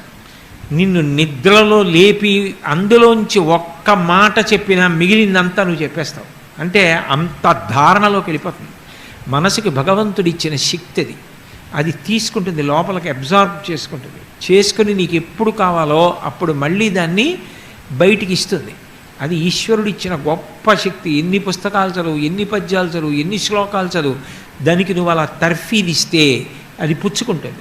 పుచ్చుకుని స్టోర్ చేస్తుంది. మళ్ళీ నీకు ఎప్పుడు అవసరమో అప్పుడు మెమరీలో మళ్ళీ వస్తుంది. భూపసభాంతరాళమన పుష్కళవాక్చతురత్వము అంటాడు భర్తృహరి. సభలో మాట్లాడేటప్పుడు ఎప్పుడు ఏది గుర్తు రావాలో అది గుర్తొచ్చి దాన్ని కోట్ చేయగలుగుతావు. అలా ఉండాలి అంటే నువ్వు ఏకాగ్రతని పెంచుకోవాలి. ఏకాగ్రత తనంత తాను సిద్ధించదు. దాన్ని పెంచుకోవాలంటే ఎక్సర్సైజ్ చేయాలి. బాడీ బిల్డింగ్ చేస్తే ఎలా దృఢతరమైన శరీరం వస్తుందో అట్లా నిశ్చలంగా కూర్చోవడం, మధ్యలో ఆవలించడం అట్లాంటివి చెయ్యకుండా బాగా దాని మీదే దృష్టి పెట్టి ఎంత వచ్చింది ఎంత రాలేదు పేజీకి నిన్ను నువ్వు చెక్ చేసుకుంటే ఏకాగ్రత పెరుగుతుంది. ఏనా? గురుగారు ధన్యవాదాలు గురుగారు. మంచి ప్రశ్నలు, బాగా విద్యార్థులకు అవగాహన అయ్యే సమాధానాలు చక్కగా అందుతున్నాయి. మా చదువుకునే కాలంలో ఇలాంటి ఆలోచనలు మాకు అందినవి లేదు. మీ తరం ఎంతో అదృష్టం అని గుర్తు చేస్తూ Mahatma Gandhi municipal high school 9వ తరగతి విద్యార్థి బి జ్యోతిర్మయిని తదుపరి ప్రశ్న అడగవలసిందిగా కోరుతున్నాను. ప్రణామాలు గురుగారు. నా పేరు బి జ్యోతిర్మయ్. నేను Mahatma Gandhi municipal corporation high స్కూల్లో 9వ తరగతి చదువుతున్నాను. నా సందేహం ఏమనగా గురుగారు, మేము ఖాళీ సమయంలో చదువుకోవడానికి ఎటువంటి కథల పుస్తకాలు ఎంపిక చేసుకోవాలో దయచేసి వివరించగలరా గురుగారు? తప్పకుండానమ్మా, మంచి ప్రశ్న అడిగావు. ఇంగ్లీష్లో అయితే నేను మీకు సజెస్ట్ చేసేది భవన్స్ జర్నల్ సజెస్ట్ చేస్తాను. ఇందాక నేను మాటల సందర్భంలో ఉన్నానే, అది ఎందుకు సజెస్ట్ చేస్తున్నానంటే అందులో సైంటిస్టుల గురించి ఉంటుంది, అందులో భక్తి తత్పరులైన వాళ్ళ గురించి ఉంటుంది, అద్భుతమైన పొయిట్రీ గురించి ఉంటుంది. మంచి మంచి పుస్తకాలు చదవవలసినవి ఏ ఉన్నాయో కూడా ఆఖరి పేజీలో కొత్తగా వచ్చిన పుస్తకాల గురించి ఉంటుంది. అట్లాగే మీరు ఒకసారి చదివితే ఆశ్చర్యచకితులైపోయేటటువంటి గొప్ప గొప్ప సందర్భాల గురించిన ఇన్సిడెంట్స్ ఆర్టికల్స్గా వస్తాయి. నేను ఇందాక కెవెట్ కార్టర్ గురించి lacking morality, vulture behind a poor girl అన్న దాని గురించి నేను మీతో ప్రస్తావించింది భవన్స్ జర్నల్లోది. దేశభక్తికి సంబంధించి ఎంత గొప్ప గొప్ప ఆర్టికల్స్ వస్తాయో, అలాగే పెద్ద పెద్ద జ్యూరిస్టులు, ఎకనమిస్టులు వీళ్ళందరూ రాసిన ఆర్టికల్స్ 3 or 4 పేజెస్ ఉంటాయి. బట్ ఇంకా కోర్ నాలెడ్జ్, జస్ట్ ఒక్క ఆర్టికల్ చదివామంటే అది నిన్ను అంత ఇన్ఫ్లుయెన్స్ చేస్తుంది. అంత మంచి మంచి ఆర్టికల్స్ ఉంటాయి. ప్రతి ఆర్టికల్ ఇంచుమించు చదవవలసిందే ఉంటుంది. అటువంటి పుస్తకం భవన్స్ జర్నల్. అదైతే పిల్లలకు ఉండే అలవాటు ఏంటంటే ఎప్పుడైనా ఫార్ట్నైట్లీ ఒక పుస్తకం కొత్తది వస్తోంది అంటే చూడాలనిపిస్తుంది. 3 or 4 pages supported by A colour picture అనుకోండి, మీకు బాగా అది చదవాలని, ఆ ఫోటో చూడాలనిపిస్తుంది. ఇందాక నేను మీతో ఒక విషయం చెప్పా, ఏంటి, ఒక పిల్ల ముందు పాకుతుంటే ఈ వల్చర్ వెనక రావడం, ఆ ఫోటో కూడా మ్యాగజైన్లో ఉంది. మీరు అలాంటివి చూశారనుకోండి, చదివితే మీకు మైండ్ మీద ఇంప్రెషన్ అలా ఉండిపోతుంది. 2 అబ్దుల్ కలాం గారి ఇండామిటబుల్ స్పిరిట్, అబ్దుల్ కలాం గారి పాత్వేస్ టు గ్రేట్నెస్. తెలుగులో రామకృష్ణ మిషన్ వాళ్ళు వ్యక్తిత్వం కోసమని చెప్పి చిన్న చిన్న కథలతో కూడుకున్న పుస్తకాలు వేస్తారు. నేను ఇందాక మీకు చిలకలకు సంబంధించిన కథ ఒకటి చెప్పాను. అది నాకు జ్ఞాపకం ఉన్నంత వరకు నేను అట్లా రామకృష్ణ మిషన్ పబ్లిష్ చేసిన పుస్తకంలోనే ఎక్కడో చదివాను అని నాకు జ్ఞాపకం. ఆ పుస్తకాలు చిన్న చిన్న పుస్తకాలు ఉంటాయి, కానీ చాలా వాల్యుబుల్ ఇన్ఫర్మేషన్. ఎంత వాల్యుబుల్ ఇన్ఫర్మేషన్ అంటే పాకెట్ సైజ్ బుక్స్ లాగా ఉంటాయి, చాలా తక్కువ కాస్ట్లో ఉంటాయి, 10 రూపీస్ 15 రూపీస్లో ఉంటాయి. నువ్వు ఆ పుస్తకం తిప్పి చదివితే అందులో ఈ 10 సెంటెన్సెస్ అక్కర్లేదు, 10 సెంటెన్సెస్లో ఈ 2 సెంటెన్సెస్ అక్కర్లేదు అని నువ్వు తీయడానికి కుదరదు. అంటే every sentence is valuable by it self. అంత గొప్పగా పొదుపరి అయిన ఇల్లాలు వంట చేస్తే ఎలా ఉంటుందో ఆ పుస్తకాలు అలా ఉంటాయి. అంత బాగా రాసి ఉంటాయి. చదువుకోవడానికి, అండర్లైన్ చేసుకోవడానికి, ఇంపార్టెంట్వి రాసుకోవడానికి ఇన్ఫర్మేషన్ ఉంటుంది. తెలుగు చేత ట్రాన్స్లేషన్స్ కూడా చాలా బాగుంటాయి ఆ పుస్తకాలు. కాబట్టి అట్లాంటి పుస్తకాలు కొనుక్కోండి, అట్లాంటి పుస్తకాలు చదువుకోండి. అంటే నేను మీకు 10 రూపాయల దగ్గర నుంచి కట్టగలిగితే నెల చందా కట్టవలసిన భవన్స్ జర్నల్ వరకు పుస్తకాలు మీకు నేను చెప్పాను. ఈ పుస్తకాలు చదవడం మొదలు పెట్టండి, మిమ్మల్ని ఎంత ఇన్ఫ్లుయెన్స్ చేస్తాయో మీకే అర్థమవుతుంది. వీటితో పాటు నా తప్పకుండా మీరు చదివి తీరాలని నేను చెప్పే పుస్తకాలు తెలుగులో శతకాలు, తెలుగు పద్యం బతకాలి. సుమతీ శతకం చదవండి, అట్లాగే వేమన శతకం చదవండి. ప్రస్తుతానికి మీరు ఆ 2 శతకాలు చదవండి. చాలా తేట తెలుగులో ఎంత బాగుంటాయో పద్యాలు, ఎంత మంచి ఇన్ఫర్మేషన్ ఉంటుందో ఆ శతకాలు చదవండి. అవి మీరు ఇంట్లో పెట్టుకుని చదువుతుంటే మీకు మంచి నాలెడ్జ్ వస్తుంది. ఎడిక్షన్ టు బుక్స్ అనేటటువంటి దాంట్లోకి మీకు ప్రవేశం కలుగుతుంది. ఏమ్మా? ధన్యవాదాలు గురుగారు. గురువు గారు చెప్పిన భవన్స్ జర్నల్ పుస్తకాలు కావాలన్న వాళ్ళు అలిపిరి నుంచి జూ పార్క్కి వెళ్ళే రోడ్లో ఎడమ వైపు భారతీయ విద్యాభవన్ స్కూల్ ఉంది, ఆ స్కూల్లో అమ్ముతారు. ధన్యవాదాలు గురువు గారు. తదుపరి చివరి ప్రశ్న సమయాభావం వల్ల శ్రీ గోవిందరాజస్వామి హై స్కూల్ విద్యార్థిని ఎం దత్తసాయి చరిష్మా ప్రశ్నించవలసిందిగా కోరుతున్నాను. శతకోటి ప్రణామాలు గురువుగారు. మీ యొక్క గొప్ప ఉపన్యాసానికి మా హృదయపూర్వక ధన్యవాదాలను తెలియజేస్తున్నాను గురువుగారు. కేవలం వాటిని వినటమే కాకుండా తప్పకుండా ఆచరిస్తామని మాటిస్తూ, గురువుగారు, నా పేరు ఎం దత్తసాయి చరిష్మా. నేను శ్రీ గోవిందరాజస్వామి వారి ఉన్నత పాఠశాలలో 9వ తరగతి చదువుతుంటాను. గురువుగారు, నా సందేహం ఏమనగా, సమయ పాలన లాంటి జీవన నైపుణ్యాలను మేము నేర్చుకోవాలంటే ఎటువంటి నియమాలను పాటించాలి? దయచేసి వివరించండి గురువుగారు. నీ ఉచ్చారణ చాలా బాగుందమ్మా. నువ్వు ఇంకొంచెం సేపు మాట్లాడితే వినాలనిపిస్తోంది. ఎక్కడున్నావు? ఇక్కడున్నాను గురువుగారు. ఓ, చాలా బాగుంది. చాలా బాగా నీ ఉచ్చారణ చాలా బాగుందమ్మా. ధన్యవాదాలు గురువు. చాలా సంతోషం. సమయపాలన గురించి అడిగావు నువ్వు. అవును గురువు. ఏదైనా ఒక విషయం గురించి తెలుసుకునేటప్పుడు దాని విలువ మనకు అర్థమైందనుకో, నీకు ఇంత విలువైనది కాబట్టి దీన్ని నేను తప్పకుండా జాగ్రత్తగా పాటించాలి అని అర్థమైపోతుంది. అసలు జీవితమే ఒక సమయపాలన. మనం పుట్టిన దగ్గర నుంచి మరణించే వరకు భగవంతుడు ఏదో కొంత సమయం, కొంతకాలం ఇస్తాడు. ఆ తర్వాత ఆ వ్యక్తి కొన్ని శతాబ్దాలు అయిపోయినా మిగిలిపోయాడు అంటే ఆయన చేసిన సాధన వలన మిగిలిపోతాడు. అంత కాలాన్ని సద్వినియోగం చేసుకున్న వాళ్ళెవరో వాళ్ళే వృద్ధిలోకి వస్తారు. ఘంటసాల వెంకటేశ్వరరావు గారు అవసరమైతే ఉత్తరీయం పట్టుకుని రాత్రిళ్ళు విజయనగరంలో ఇళ్ల ముందుకు వెళ్ళి, అమ్మ మాధవ కబళం తల్లి అంటే ఒక ఆవిడ కూర, ఒక ఆవిడ పచ్చడి, ఒక ఆవిడ అన్నం పడేస్తే అది పట్టుకుని చెరువు గట్టుకెళ్ళి ఆ అన్నం ఆ కూర కలుపుకు తిని మరకలైన ఉత్తరీయాన్ని చెరువులో కడుక్కుని వెళ్ళి ఆంజనేయ స్వామి గుళ్ళో పడుకుని సంగీతం నేర్చుకున్నారు. సమయపాలన, ఏది ఎప్పుడు చెయ్యాలో అప్పుడు తప్పకుండా చెయ్యడం, ఖచ్చితంగా సమయానికి వెళ్ళడం, ఆ సమయానికి అది చెయ్యవలసిందే. నేను ఈ సమయానికి చేస్తాను అని ఆ సమయానికి చెయ్యడం అలవాటు కాకపోతే ఆ వ్యక్తి తనకి తాను బరువు, అందరికీ బరువు. ఈ సమయానికి చదువుకోవాలి, ఇప్పుడు పడుకుంటాను, పడుకోవాలి. ఎందుకు పడుకోలేడు? చదువుకోలేదు. కొందరు ఏం చేస్తారంటే ఏది ఎప్పుడు చెయ్యాలో అది అప్పుడు చేయకుండా చెయ్యకూడని సమయంలో చేయడం మానేసిన వాటిని ఆలోచిస్తారు. అన్నం తింటూ చదువుకోని వాటిని గురించి ఆలోచిస్తాడు. చదువుకోవలసి వచ్చినప్పుడేమో అమ్మ ఇవాళ ఏం వండిందో అని ఆలోచిస్తాడు. అలా ఉండకూడదు. సమయపాలన అంటే టైం ఒక్కటే కాదు, ఆ టైంలో నువ్వు చేయవలసింది కూడా ఖచ్చితంగా దృష్టి పెట్టి చెయ్యాలి. ఆ సమయపాలన, టైంకి వెళ్ళడం ఎంత ఇంపార్టెంటో, వెళ్ళిన ప్రయోజనం ఏమిటో గుర్తు పెట్టుకుని ఆ టైంలో దాన్ని అట్లాగే సద్వినియోగం చేయాలి. గంట చదువుకుంటాను, ఖచ్చితంగా గంట అంత బాగా చదువుకోవాలి. పావు గంట సేపు భోజనం చేస్తాను, భోజనాన్ని అట్లాగే ఆస్వాదిస్తూ పావు గంట తినాలి. నేను పడుకుంటాను, ఇవాళ చేయవలసినవన్నీ చేశాను, హాయిగా ప్రశాంతంగా నిద్రపోవాలి. ఏది ఎప్పుడు చెయ్యాలో అప్పుడు చెయ్యడం జీవితంలో ఖచ్చితంగా చేయడం మొదలు పెడితే క్రమశిక్షణ తనంత తాను అలవాటైపోతుంది. ఇన్ని గంటలకి లేవాలి, అంతేగాని నోరు లేని అలారం లేపడానికి మోగినా కూడా మనం దాన్ని నోరు నొక్కేసి పడుకోకూడదు.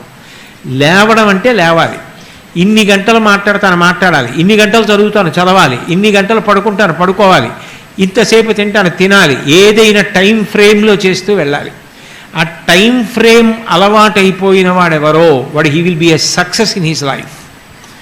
జీవితంలో థంపింగ్ సక్సెస్. ఇంకా ఆయన్ని ఎదుర్కోగలిగిన వాడు ఉండడు. Punctuality is very very very important.